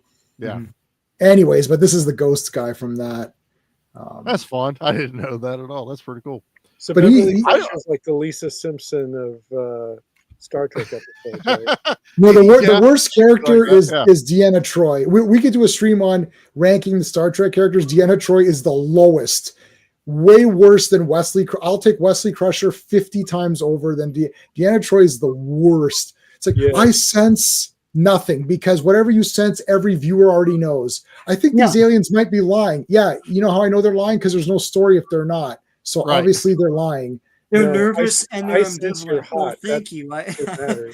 I read body language, so I don't know what the hell you're doing. Yeah, she's. I liked her mom way better anyway. So. Roxana Troy's though. She's the best, man. Troy. Oh, she is the damn best. She's the voice of the computer, Gene's wife, and in Deep Space Nine, she had a lot of great episodes in Deep Space. I love Deep Space Nine and Voyager. Original Trek is the best, but I mean, all the real Star Trek. Just don't. The last episode of Enterprise, the very last, just ignore that. That doesn't exist, and then everything after that doesn't exist at all. But real Star Trek, like Kirk, Picard, Archer, Cisco, and Janeway. That's real Star Trek. It's all really good, and then except for the last episode of Enterprise, which is the worst thing ever. Well, it's still 10 times better than anything that came afterwards. But then after all that is that's all fake Star Trek. So we don't. I tried watching Picard season 3. People said season 3 was okay. I watched one episode and 18 minutes of the next episode. I was like, this is not Star Trek. I didn't even try. It's also I'm not paying for Paramount or whatever it is. I don't care. I'm not watching it. I don't know if Scott and Ross, if you guys are Star Trek guys, but Beverly Crusher has a weapon and she's blasting the crap out of people. And then one guy's down and she executes. I was like, does Beverly Crusher execute people? Doesn't she help? Like, I was like, okay, I've only seen Next Gen 3 times over, but I'm pretty sure I don't remember. And I don't like Beverly Crusher, but I'm positive I don't remember her executing point blank range. Like, what is happening? I don't think she didn't even like killing the Borg at first. Yes, like, what are you talking about? And then she's a doctor. It was the euthanasia shot. She's a doctor, right? Yeah. And then 7 of 9. Who was like the smart is like, well, not smarter than Spock, but one of the top 3 smartest people in Star Trek, who's like this super nerdy chick, astrometrics lab. She never wants to talk to anybody. Now she's like a bounty hunter who's like drinking and getting drunk. I'm like, did you watch? Now I've seen Voyager many times and I own every book about 7 of 9, and I don't remember this in any of the 7 of 9 stuff that I'm like, they made her this badass chick. It's like, but she's not badass. It's more Last Jedi. It's more Last Jedi BS. Yeah. Was she like a lesbian? Right? Yes, she is, which is false. Yeah. She was. She was, and it's like when she liked Chakotay. Like what happened? Like. I would assume that after Voyager made it back to Earth, she would have become the head of like some science thing or whatever. Like, right. Yeah. And then she'd be, like training people and they killed Echep. Echep is one of the Borg kids they rescued, and he gets killed and is like, he gets executed and is like, he gets tortured. I'm like, is this for real? Like, I can't believe this is, it's supposed to be badass. And it's like, you just killed a great character who had a good future. They can't write anything anymore. Anyway, so yeah, Zorro, back to Zorro. I like that 90s Zorro show. Transition. Were they? Now, were these written by the same people who made the lesser Legend of Zorro movie? Well, what's his name? It's Orsi, right? That's well, who, yeah, I think Kurtzman is more involved with the Star Trek shows. Yeah. Yeah. Well, he's the one who passed away. He was involved with the reboot movies, and then Kurtzman, I think, was really in charge of all the Paramount Plus shows, like this whole resurgence of Star Trek shows that they've been having. Right. Yeah, let's take a look. Okay, he's been gone. He's been gone for more than 5 minutes. We can talk about it. Okay, this is a shit movie. It's been a week, man. It's like, well, this is a shit movie. This is a shit movie. This is a shit movie. This is shit. Yeah, I didn't like Mission Mission actually. Impossible 3, I didn't see this. Eagle Eye is not that good. like Watchmen is anything good from Watchmen's because of Alan Moore. It's a copy. And watch the Garbage. director's cut anyway. So This is the most garbage movie of all time. Garbage. the proposal. I don't know what the proposal is. What is that? It's a rom-com with Ryan Reynolds and Sandra Bullock. It wasn't that bad, but he's not the screenwriter for that, so it doesn't matter. Okay, I don't care what anyone says. I like Cowboys and Aliens. Okay, I don't mind. care. I don't hate it. I enjoyed it. It's the first movie I took my son to when he was finally old enough to go to a movie, and we had a ball. I don't know. This sucks. I'm sure. Oh, Star Trek Into Darkness has been voted by me as one of the worst things ever created. I think they ripped off Earthstar Voyager in that movie, but anyway. Okay, so but see, look, I was gonna say Now You See Me wasn't that bad, but he didn't write that one. And this Ender's Game is the book. Amazing Spider-Man 2, the writing is garbage. Right. That's notoriously bad. Yeah. It's The Mummy, I just watched that 2 weeks ago. It's pretty that peak. was bad. It keeps Beyond was strange. There's BMX bikes in it. This sucks. It's fake Star Trek. I mean, so okay, garbage. Well, this isn't garbage, but it's the beginning of garbage. This is the Mission Impossible 3 is horrendous. I really didn't like that one. It's the one. Yeah, it's the one. Wait, is that the one with the John Woo? Is that the John Woo one? No, that's part 2. If anyone said that, if anyone used the words garbage and John Woo in the same sentence, they'd be booted from this stream. Right. Okay. No, John Woo did part 2. J.J. Abrams did part 3. You could tell. As soon as it was the worst, movie ever, then you knew it was J.J. Abrams. Sorry. Okay. Anyways, back to Zorro. Let's go back to Zorro. So, did you like the '90s show? Because I thought it was pretty cool. I never saw it. I don't know how much it played down here. Everyone's saying they didn't see it, J-Man. So everyone said they didn't watch. Nobody watched this one. Or we're the only two. I didn't have cable at the time, and once it was gone, as far as I know. I don't remember it. It must have been indicated on the weekends down here. That's what I'm wondering. Like in Canada, if you produce anything in Canada, it's Canadian content. And we have percentage quotas for Canadian content for you to retain your license on television. Right. So they played Zorro ad nauseum. And all the time. Like Care Bears ran for 20 years here, man. It's I thought Droids was a 65 episode run. I didn't know it was only 13 episodes because they played that every weekend from my teenhood. Yeah. But I don't know why this would have syndicated where you are. Something I don't know. This looks like something that would have been like a WGN or even a USA thing, but I don't remember them on any of that. No, it was like I believe it was USA, and like I said, I didn't have cable, and the other thing was like to me like I have a certain like standard of like I like Zorro because the action's got to be good, like in the best of Zorro stuff, even that Alan DeLeon movie, wherever the accent mark. The Alan DeLeon movie has like one of the longest sword fights at the end, like ever filmed, and it's got a goofy song, but like all the movie. Huh? No, I saw that in my childhood, and I was like, "What is that movie?" I'm not going to mention because I don't even know what it is. Okay, wait, which one? What's the name? Alan who? Alan DeLeon. French. Yeah, it looks cheaply produced, but it's so good. Here's to you and me. Yeah, Zorro has returned, or something like that. Yeah. So they Huh. played this on TV. I remember it being like on TV a lot, but I might have just watched it every time they played it. It felt like that. All right, like, Zorro needs a mustache. Yes or no? I mean, this is weird to me. This looks weird. I mean, I like it. This movie is good. Like, it's action packed. Oh, really? Okay, so I'll get it. It's fun. He's a good Zorro. It's fun.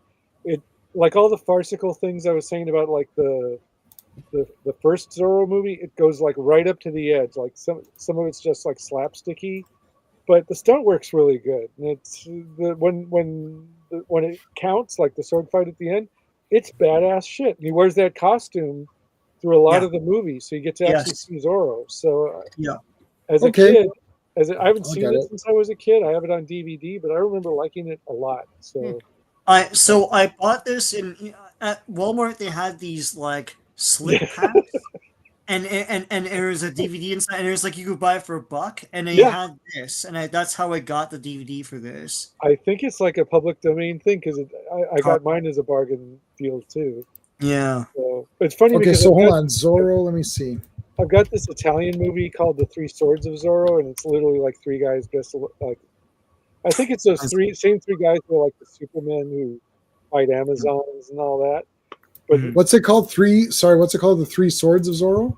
yeah, so there's an Italian Three Swords of Zorro movie. I've got that, but Alan DeLeon's on the cover of the box. Yeah, I was going to say that. I was going to say that's where they got it for One Piece for Zolo. That's where Zorro got his 3 swords from One Piece. Okay. But 3 Swords of Zorro. Well, it's on YouTube, I guess. It's a full movie YouTube. You can watch it. There you go. Oh, so there's a lady Zorro, and like who's that? Is like so it's like 3 people wearing the costume. I mean, oh, that's cool. Yeah, I mean, see, why didn't they do that for Legend of Zorro? I'm telling you, they could have had Elena be Lady Zorro, and then they could have had the 2 of them going around like fighting people or whatever, and then the kid finds out at the end or whatever, and then they train him to be the next so it's like the family Zorro family or something. I don't know. Yeah, because don't they mention something like that in Mask of Zorro, that it's just a man with the mask? It's not like it's a lineage thing. It's not a heritage thing. It's just someone dons the mask, and that's what continues the legend. And they could have done that in the. No, what do you think about Zorro as a man? Okay, so Phantom is for sure a man until it was there from the very beginning. Mm-hmm. It's always goes to Kit Walker, and then it goes to Kit Walker, junior, whatever, right. the 15th or 22nd or whatever, right? It's a bloodline thing. It's a bloodline thing. Yeah, he always passes it to the thing. Did he get this inbred version of the Phantom with like fingers missing and shit? No, but in Defenders of the Earth, Jenna in Defenders of the Earth, Jenna it's gonna be Lady Phantom basically. Lady Phantom. What do you think about Zorro is Zorro just a guy? Does it have to always be just the guy, or can he pass along? Like, what'd you think of that part of the movie? I was kind of weirded out by that. I was like, but I kind of like thought it was neat just for the story of the movie that they told. Like the movie on its own is awesome. I'm not sure if I would have it because eventually Zorro would not be, he'd catch up. So my problem with a lot of these things is that you don't want, it's like James Bond. It should be a period thing. As soon as you catch him up to today's standard, you have all this weird shit in the movie where you're like, oh, there's like futuristic cars that are invisible. And you're like, well, that's kind of fake. You're like, yeah, but it almost has to be fake to make sense for James Bond, right? Whereas if it was period and you had some cool gadgets, you'd be like, sure. Like when you watch Doc Savage, Charlie, you'll see like Doc Savage is like a super smart guy and he has advanced technology, right? Which is like what we, I mean, this is, our phone is better than anything he has, but for Doc Savage's time, you're like, oh shit, this guy's got a lot of cool stuff, right? So what'd you think of the mantle? Charlie, what'd you think of the mantle for Zorro? For one, I don't mind the way they did the mantle because one, Zorro has a daughter, and unless you're going to pass it on to your daughter, he also gets imprisoned for X amount of years, so he can't teach or anything. If anything, it would have been more like someone else should have been running around as Zorro while he was in prison, right? And then he shows up after he frees. So I'm okay with him passing it up because he does say it was kind of like you have the spirit of Zorro, you have, I see something in you that reminds me of me. And I kind of like that, which means like in Legend, you don't have to pass it on to your son.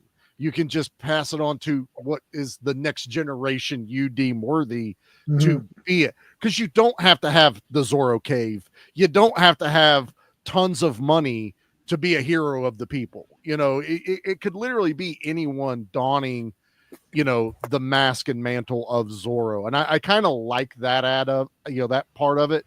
That means Zorro can never die and you're never going to know who Zorro is. If you're going against the people, anyone could rise up against you. You could almost V for Vendetta it and have like 20 Zorros show up at the end, and they're all just equally skilled swordsmen and stuff like that, or women, whatever, however you want to go. Or 3 of them if you're Italian and cheap. So, yeah. Right, yeah. So I am okay with the passing of the mantle, at least in the movie, as far as it not being blood related or anything like that. All right, Scott, what do you think of the mantle idea for Zorro? I liked it for this one movie. I think one thing that's a bit of a challenge with any, Zorro reboot or remake or property is Zorro is relevant to a very specific time in history, the early Rancho period, when they were using swords and muskets. So what other characters would he cross over with? What other time periods? That was before America went west. He can't really cross over with cowboys or Western characters. And one thing they did with Rossio and Elliott is they were able to jump him forward in history a bit by making him the protege of the original. It kind of brings him a little closer to our time, makes him a little more relatable, makes the tech a little more advanced. So I don't see him like the Phantom as this becomes sort of our core canon or whatever. I think it worked in this episode, might work again, but Zorro is very much a specific product of a certain swashbuckling era when the sword, ruled. It's funny. I had a friend, back in the days of the listservs. I don't know if you guys participated in those before social media. There is basically like a round robin email. We had Royce Bros listservs, and there was one guy, he ran him, a brilliant, knowledgeable guy, but he was like, "You'll never see John Carter on film because kids want lightsabers and ray guns," and then Zorro came out. I'm like, see, you can make a period movie in a very specific period with swordplay where the sword is the primary weapon, and you can sell it, and it can be a blockbuster because it's all about selling that world. Right. Enter that world, and they sell you on that world. You can have a movie in any setting. And that's the thing about John Carter. It's a very specific world. John Carter kind of falls apart if you want to start bringing in other crossovers and heroes, maybe Tarzan, but that's to me the thing that is limiting about Zorro is we have a very specific mindset of who Zorro is and when he is and how his whole shtick works. Right. Yeah, you're not able to bring him into modern times. You can't have a 2022 Zorro running around. Like Phantom would be, he'd look like Robert Pattinson Batman, but purple with 2 guns, right? You could still have Phantom continue on forever. Hold on a second. Let's hang on, guys. There's a Sci-Fi Channel movie of the Phantom where they. I have it. Hold on. Let me address thank you for the $5, buddy. We're seeing you on Friday. R is going to be here with Sean and I on Friday talking Batman and the Outsiders. He says, what makes this movie great? Easy answer. It's all the Welsh. Hopkins, and Jones, Carey, Banderas, and the thank you. Oh, that's good. I'll give you Oscar nominated. Thank you. And how about a Sybil Danning as well for all right. In the pale light, boys. And one last one. Hey, Super Chat blocked all the good stuff. Yeah, the Super Chat. Okay, I'll put it back. Sorry, hold on. There you go. There you go. Thanks, RR. I'll see you. I'm looking forward to Friday, buddy. It's gonna be awesome. These issues were great. So looking forward to that. Okay. And also, go ahead. Okay. They've been trying to work on this thing called Z for a long time. It was going to be a post-apocalyptic or dystopian world version of Zorro. I think that might have been the Wilmer. Now that makes more sense if you take it that direction, and then you can start having a swordsman involved post-apocalyptically. I mean, I think you were right about the future Zorro cartoon did get made, right? With the flying motorcycle for a horse type thing. I've seen this picture of the Phantom thing, but I've never seen this. Yeah, I own this, of course. Yeah. And I've got the Phantom cereal. I think I have all the Phantom things that there are. So which is worse, this one or the Flash Gordon Sci-Fi Channel series? Flash Gordon. Flash Gordon, yeah. Because the thing is that this isn't. It's just low budget. It's not that bad. Yeah. Like it's just low budget, and you're like, like he doesn't look as cool. But like the Flash Gordon, I've got that, of course. The Flash Gordon TV show, it did have Sam Jones in it, which is kind of cool. But like Flash Gordon's a guy in a leather jacket. I'm like, that's not the real Flash Gordon. No. So I'm like, I know he's a polo player, and in the movie they made him a football player. But that movie's in my top 10 of all time. So there's like zero. There's like zero chance. He's a football player now. Damn it, that's what he is now. There it is. See, that's why I'm here with you now. I bought that. Go ahead, Scott. This Phantom movie was it licensed by King Syndicate, King Feature Syndicate? I don't think so. I don't know. I don't think so. I think it was a full on thing. Like they knew what was going on, what was up. Inspired by Lee Falk's comic strip. But the Phantom is still going. There's a new strip every day. There's one there. Like, I mean, Lee Falk did it on his deathbed. His wife continued off whatever he had, and then now the protege has been doing it now since whenever he passed away. They're still doing a strip a day. I don't think it ever ended. I don't like whenever it started. I don't think it ever stopped or ever end. Like I stopped getting it after I got the first 3 years in hardcover, and then I started to get the digital versions as they were releasing them. And then I'm like, I mean, there's like 100 years of this. It's like I'm never gonna catch up. It's not like Tarzan where Burroughs has set number of books and then that's the books. You could read them. Like this just never ends. Like how am I gonna? It's impossible. Like I can never. I read 3 years of it. I'm like, I can't go back. And then I started to try to read the current ones, but it's just hard to. King Features wanted well, they want you to pay like a subscription now kind of for it if you want to go back for enough. And actually, oddly enough, this is crazy. I had the license for Amazing Spider-Man. Yeah, I had it. I auto whim. I emailed them. I said, "Hi, I want to." I was like, "I really like this Amazing Spider-Man strip. Can I do it?" They're like, "Well, you have to pay for the license and stuff." I was like, "Sure. How much is the license?" And it was like $30 a month. I'm like, "Yeah."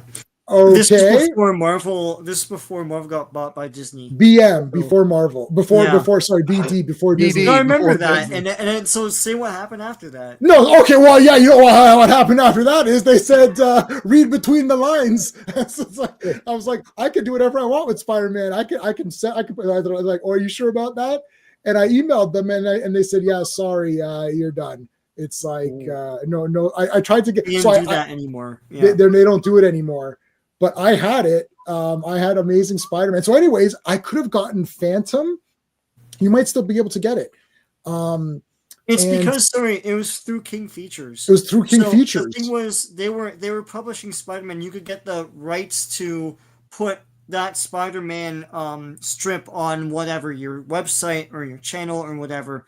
But then when Disney bought Marvel, that stopped. That's all done. They don't even have it on their thing anymore. But I made business cards. I still got them. I was like, I was putting it for free on my, and then I was going to do a YouTube thing, and I was actually going to have it on YouTube and put some music to it and have it be and have it be read out or whatever.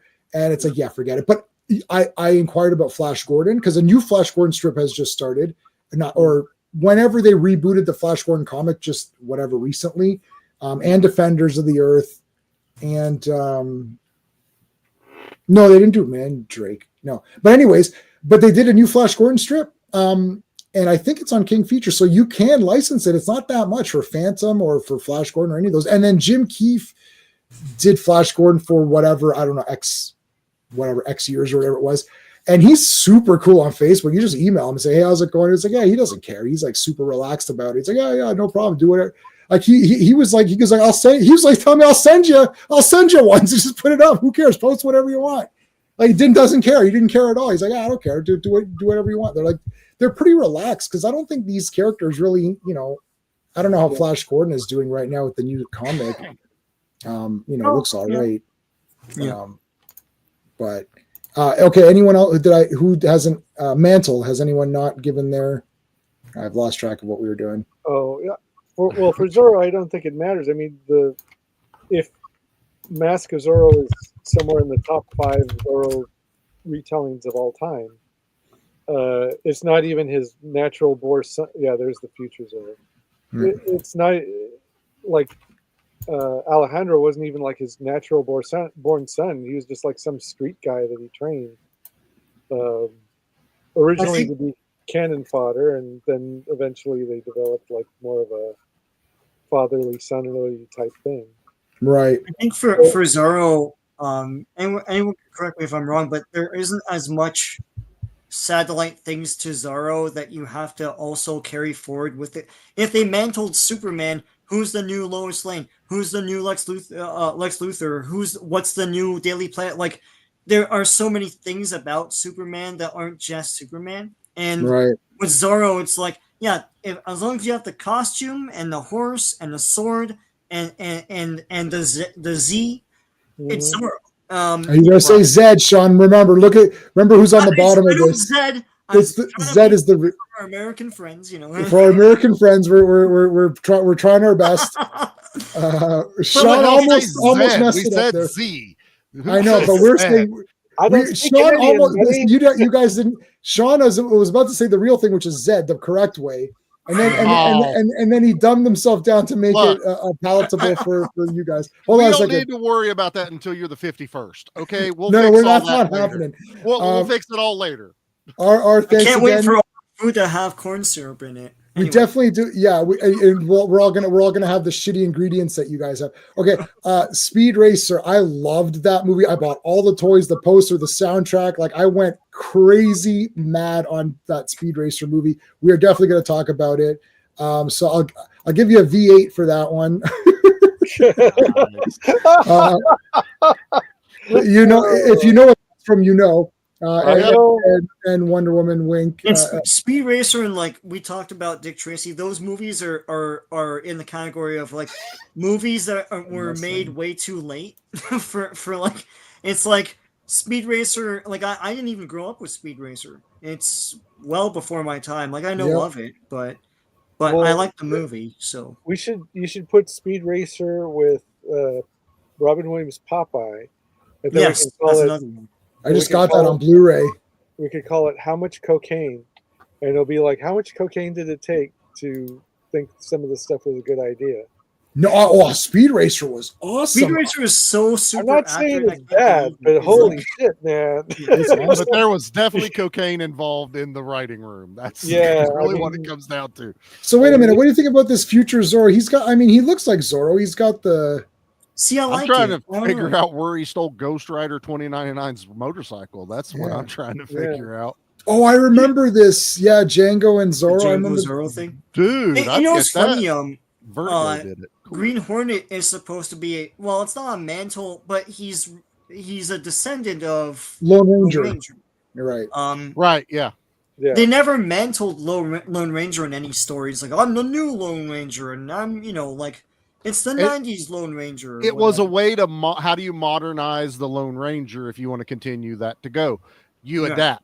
Which is what they did. They adapted it into the Green Hornet. Totally different, yeah. Right. Well, he's got the silver. He's rich, but he's got the so silver. He's got the silver one is the thing. They've got the minority sidekick. But they have the Black Beauty, which is the car, which is this horse. All that type of stuff.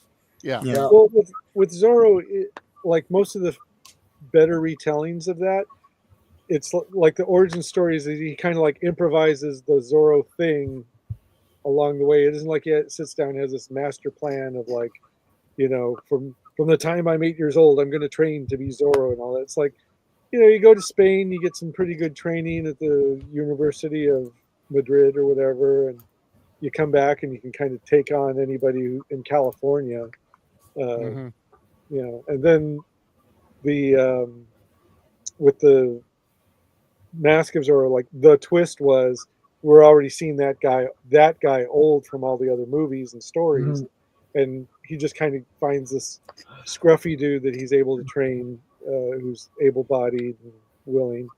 So it doesn't have to be like a generational thing. It doesn't even have to be a handing down of it. I mean, at this point, you could get some, like, if they really wanted to do a future one, but I don't think this whole like Masked Avenger thing works after security cameras become a thing.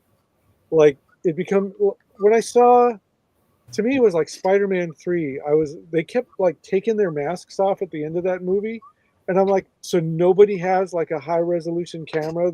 None of the people down below in this crowd have a high resolution camera that they could just like zoom in and go like, oh yeah, that's what Peter Parker, that's what Spider-Man looks like, that's what Ben looks like. Yeah. If you've ever seen these like ghost videos and like sightings of stuff, no, they don't have high resolution cameras. We ain't shit yet. All these drones is like a blob. It's like I thought it was supposed to be the why can't remember Cloverfield where no one can hold a camera properly? Oh look, it's the monster. I'm like, first of all, my grandmother who's never held anything in her life, she was able to figure. I was like, here, grandma, hold this phone. Okay, and she did pretty damn good.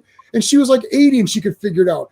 Now in the age where everyone has these, they cannot hold them properly. Oh, look, oh crap, I can't see shit. And they have servos in them to straighten out the picture for you too. I was going to say too, going back to Queen of Swords, if I remember the show correctly, that was another problem with it. And that was one of the great things about the two Martin Campbell Zorro movies, is that guy would like put the camera down and let you see the whole scene, and then close-ups on bits and pieces to highlight. Right. You got to see like you got a map in your brain of how the action scene where it was playing out and what was going to happen, and then like I think Queen of Swords was at that time when everybody was doing shaky cam. So it's like, she doesn't know how to sword fight. So yeah, but she looked good not sword fighting. I don't know about so when I first heard it was like when I first saw it's Don Diego, De La Vega is giving it to this guy, and I was like, yeah, this is the fake Zorro, like that's not the real Zorro. so then I'm like, well, the real Zorro was in the beginning of the movie, and then it was the fake Zorro. But then I love the movie anyway. It's like, oh, it's so good. And I think I'm kind of with Scott a little bit, where it's like it worked a lot for me in that movie because it was just a good movie. I'm not sure if I like Future Zorro because I just like Future Zorro because I'm just a sucker for it. But I don't know if it would be, I don't know. It'd be kind of like, is he going to use a lightsaber? Like if you tried to use a lightsaber to like carve that Zed, like you'd kill the person would be in 3 pieces. Yeah. It would be the person would be like literally laser whip or something in that cartoon or whatever. They got the laser whip. It'd be like Blade in the He-Man movies. Got that energy whip. Or I guess I mean the cameras. They could record his voice and know it's not him. You'd have to explain so much stuff, and it just but he could have a full you can have it where it's like a full shield with just the eyes, and the eyes could be glowing white or something. But then when does it stop being Zorro though? Right? Yeah, that's what I'm thinking. Like Zorro needs to be in that time for him to be cool and not just a random guy. Because it's like what you're saying, Charlie. Yeah, like now it's not Zorro. Now it's just vigilante. Masked guys. Well, his primary weapon is the sword, and once projectile weapons became the primary weapon, that's irrelevant. It's like Indiana Jones shooting the swordsman in Indiana Jones. It's how are you going to face off on a guy with swords and whips? And that's one thing. And the others, who are you going to find to sword fight you? You got to find, sword fighting has to be a universal societal thing. And that's one of the. That's one of the few things they actually touch on in Legend that they do right, because the dude talks about, I have a repeater rifle now. It's no longer muskets or anything. It's J-Man. Do you recognize that was Billy Bedlam from Con Air? Is that? Oh my God, was that him? Oh yes, that was him. Nice. But that was because he doesn't fight. That guy doesn't fight with a sword at all. He is fighting with a gun, and they had to make him formidable for Zorro somehow, because Zorro's a better swordsman. So how do you make a musket formidable? You can't. It's one shot, and then you use it to stab if you have a bayonet. Now he has a repeater, and they say it in the movie, like, I have this, I am the best. They do touch on it, but I think Scott's nailed it. He is of an era. Like Zorro, needs to just be of legend as time progresses, and you can have the memory of Zorro, but you can't really put Zorro more in a modern setting. It just loses something eventually. And I would say that for a lot of the masked vigilante characters too. Well, Yeah, but you get just make movies in that just make movies in that time. Even Batman should. I mean, imagine Batman being done like a 1930s totally gothic thing, and play it straight, not the Tim Burton weirdo cartoon version. Just like a really cool, like almost like the animated series. Well, everybody says that, but No, but I like Brave and the Bold. Yeah, I want Brave and the Bold Batman. Like if they were to make a Spider movie, and if they make another Shadow movie ever or whatever, just set it in that. It's got to be set in that period because it's of that time. People, once you get into cameras and recording and phones, I mean, it's like back then it was kind of like, oh, the Shadow's going to get across town. Will he make it in time? And it's like now it's like, yeah, the Shadow's coming. Clear out the building, and it's like, well, and that's a crux of movies now. Like there was a conversation, I think it was before last year, about horror movies. The cell phone has ruined horror movies. Yeah. Oh no, I'm trapped in my house and they cut the phone line. Cell phone, and the only movie that answered it with any kind of logic was Thanksgiving. The Eli That's Roth a great one, movie because he fucks up her face. She can't face it. She tries to use her thumb. He burnt her fingerprints off. So he removed that as a way to get out of it, at least for that one kill. But it's an issue in everything. Is like now technology you have to get creative with your storytelling. Yeah, they always say like, oh, there's no bars, it's not working, or my phone's right, dead. And that only goes so far now. I mean, hell, we're at 5G now. Okay, that's not gonna. Maybe where I live, it's a little more rural, but hell, I get service in most every. Well, like Burning Man, we didn't have it, but that was like 20 years ago, J-Man. So but no, you could they have to make like Zorro, they would catch him out pretty good. Well, but then then you would have to do what they're doing with James Bond, which is like he has to have super fake technology to where you're like, well, now you're taking me out of the story because like how did he make this or whatever? It's like he's gonna have to be wearing something that like his cape would have to be bulletproof too. Right. Like, Q just shows him all this prevalent. Yeah. Right. So it's like he'll have to have face scrambling. So he's gonna be wearing something that scrambles his face. Then there's gonna be like I don't know, some Q shows him just the stuff that's gonna make sense in the story he's gonna be in. It's like, this pen does this thing. Are you making fun of James Bond? Come on. No, but the only cool thing you're out gonna of need that, this in this movie. The only cool thing from that whole segment would be Q going Z, and Zorro going Q, and that's all they say to each other. It's just the first letter of everything. I mean, they even struggled with the last 2 or 3 James Bond movies too, with the technology. Like the Timothy Dalton ones? Stop it, J-Man. Those were the last 2 James Bond movies. The Martin Campbell directed GoldenEye and Casino Royale were pretty damn good. Same director as Zorro. I think he nailed it. Where James Bond gets lectured to about being a misogynist or whatever. Like, oh, okay, or we can just have a movie. I don't know. Like, can I just get the movie? And do I need to? It's like, well, James Bond, you're a loser and a piece of garbage. I'm like, perfect. I'm leaving the theater. I guess I don't need to follow this guy. He's a shitty. That was. But again, that was towards the end. He struggled with. I don't know. That's one. It's one of the new ones where James Bond can't just be a normal guy and win or whatever. It's so funny that whole 5 movie arc. It really feels like the first book. It's like they took the mood of the first book where he's all like introspective and wondering if he should carry on like this, and made 5 movies of that, and it's so depressing. and that's not even in the because I read the first 11, and that goes away in 5 seconds. It's right after that first book arc of him shaking that off, and then in Live and Let Die, he's just actually he's back to just kicking the shit out of everybody. And murdering people. I'm tired of like this, like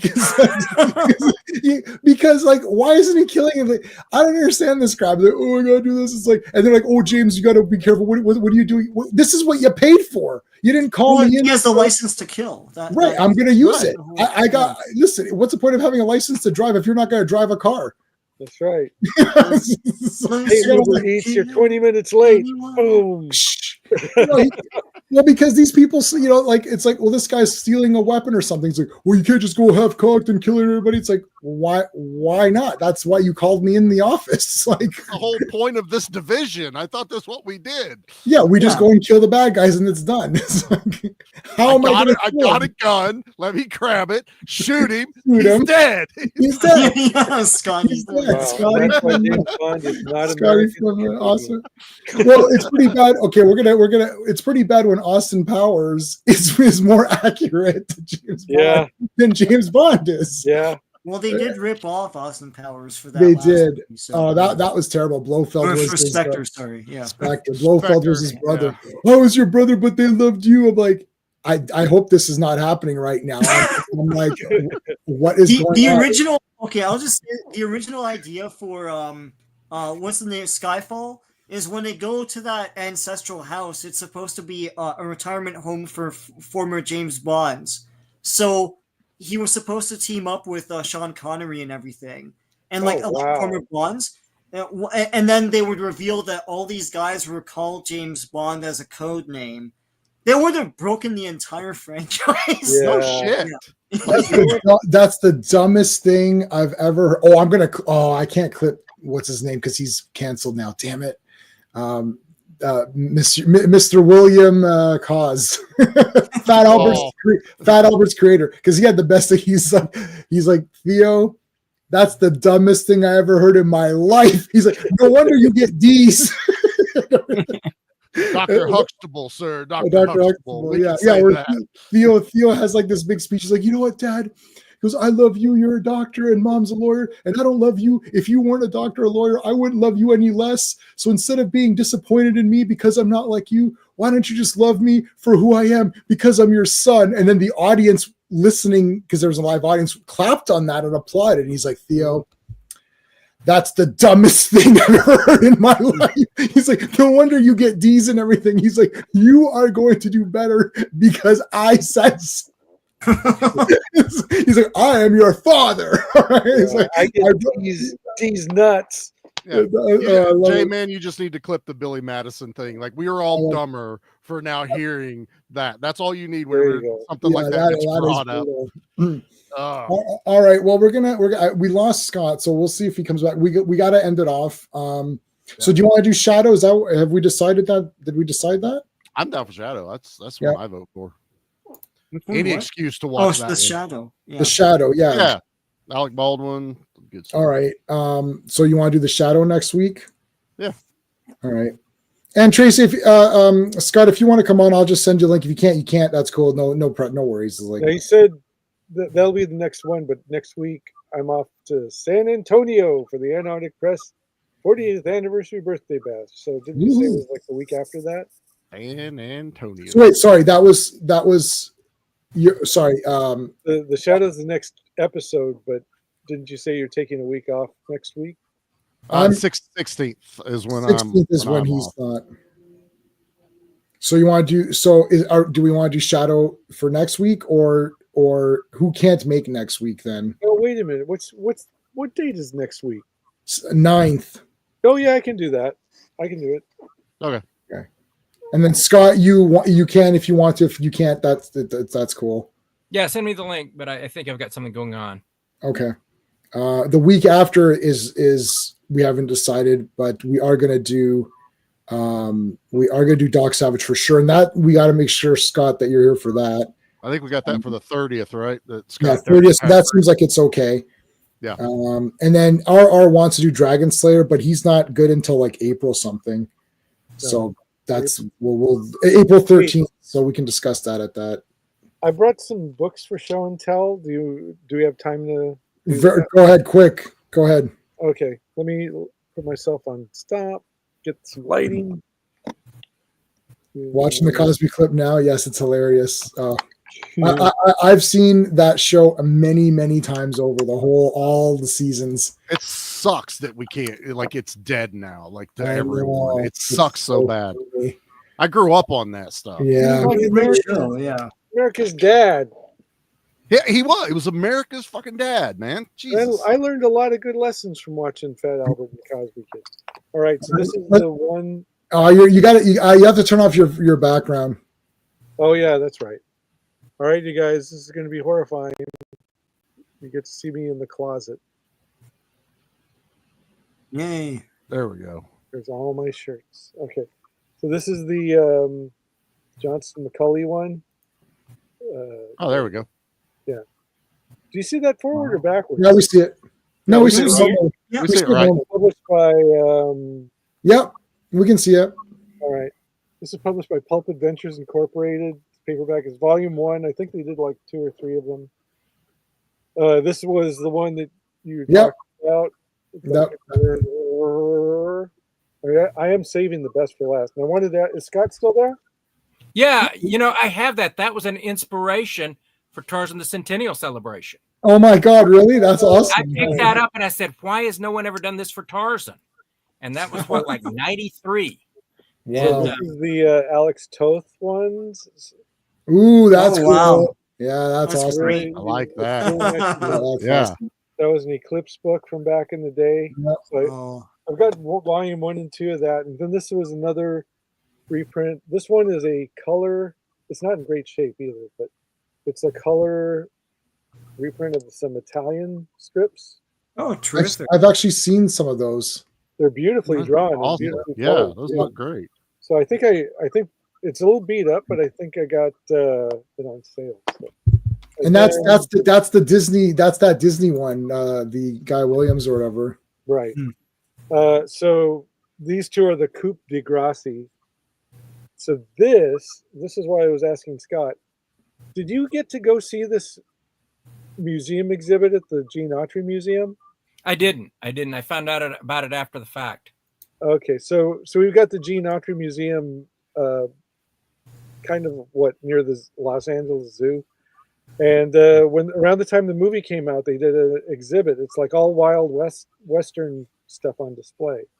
So they this was the program book that you could, like a souvenir book that they put out, and it's weird because sometimes I talk about cringy things because I love this stuff, and it kind of makes me sad when people put things, say things about them that aren't necessarily true or are taken out of context. So it was a beautiful exhibition. They had these wonderful relics. They had like the old books and everything. But the theme of this book is more like, well, was Zorro the hero that, in context, was Zorro the hero that they made him out to be? Because they were very big on, the peasants versus the wealthy, and the Spaniards against the indigenous people, and it was kind of a politically correct take on it. And it was funny because like people as you walk out, they had this like book, and people signed their names and say what they thought of it. And almost overwhelmingly, people didn't care. They were just kind of like, I like Zorro because he's sexy. I like Zorro because he kicks ass. I like Zorro because he fights for justice. So I was like, all right, well, the intellectual that wrote this as a college thesis or whatever, they didn't get it, but the average person did. And then this one is a big ass mofo. I think I paid a lot. I paid like $40 for this thing, which is more than I usually like to pay. But it's got all the Zorro in it. Oh yeah. Oh, that is so cool. Like whatever you like about Zorro, there's going Those to are be neat. nice. If there's a color picture of it, these guys did it. That's like a nice coffee book table right there. Yeah. Coffee And table book. Yeah. It's like weirdly bound. Like, well, this is the bookseller in me. It's like weirdly bound. Like you could tell that this was done like for a small press. It's not that it's low quality, but it just doesn't feel like a New York publisher's book. It feels like a very small press. And I didn't even realize that. I mean, I bought this like you, J-Man. It's like once it became orderable, I was like, take my money. It's American Productions. So, and then I wanted to show Scott these. These are kind of unrelated, but they happen to show up this week. These are the Victory Harbin comics from American. Oh wow, you just got those. Yeah. So I'm a little behind the times. So they've created this character. She kind of like goes hopping between the worlds of Edgar Rice Burroughs. And she's been to Pellucidar, and she's been to Barsoom, and she's been Beyond the Farthest Star, and she's got this cute little chubby creature that grows big and helps her in fights. I think that's it. Usually it's kind of like more of a little pocket-sized guinea pig pet. And so they're trying to make her like into the Burroughs brand to get the kids into it. And you know what else came out this week? Your. Well, actually, no. To be fair, I got this week, but the new one, number 4, is in stores. I just don't happen to have mine yet. But look at once it's all out of like properly, we can do the way I do with the comics. I can go through each one. Oh yeah, we'll have to save that because I've got like 4 million comics I have to read. So now that we've talked about Chesty Sanchez, the reason why it's taking me forever to get the digital wad of stuff to you guys of all the things I did, which would include all 4 yours, is because I wanted to upscale Chesty Sanchez and then make a PDF of it for everybody, just because it's hard to get a hold of now. Someone's trying to sell it for $20 on Amazon. Like, bro, if you can sell it for $20, let me know because I got all the copies you can eat. the site's gone. The site where you could acquire all of these very easily is gone. So it's like if it's not like Read All Comics is done. So that everyone's like lost their minds. But I have everything on digital anyway, so it didn't affect me. It literally affected my channel 0. It's like I just continue like nothing happened. It's what are you talking about? Get Comics is still out there. So you I'm can just There's saying, stuff out there, yeah. Not that I use it every week, and those that you have to be willing to try the question. Thoughts on George R. Wild Cards? My wife really read it. That was good. She really liked Wild Cards. Actually, yeah, I don't know. She thought it was pretty awesome. I have not read it. I've got that entire stack right there. Cool. Is Game of Thrones. I'm almost done. Whatever, the Hedge Knight, the 3 books. I read the first one and the second one. I'm almost done. But now I got heavy into Battlefield Earth, and like I'm only like. It's a square, basically. It's a square. I'm only 70 pages in. It's a cube book. It's a cube. Yeah, it's the board cube. It's the board. Do you have a door you need to keep open when it's done? It's awesome. But thanks for the super chat, RR. All right, guys, we gotta go. I gotta go. Yep. Okay, so make sure you guys are. I put everyone's links. Scott's links are in the description of the video. Plus, I put them in the chat. Sean's in all of the videos. Same with Charlie. Same with Ross. I've added you to my list of links anyway, so I just put your link in everything. Whether you're here or not, it doesn't matter. I appreciate it. That is it tomorrow. Scott, I haven't forgotten. I'm going to try to get you something at Broman's, but it's just been. Yeah, I'm going to send you a text later. I had an idea based on last week's conversation that I've been meaning to text. I just took the weekend off of the computer. Yeah, awesome. Don't blame you. All right, folks. Tomorrow, Sean and I Legion live stream. It's going to be good. 78 episodes or something. Jeez. All right, we're getting through it. All right, guys. Thanks for joining us on this one. Shadow next week. Until next time. Hey friends, you've just been listening to J-Man, and he is the smartest person who ever lived. So make sure you like and subscribe.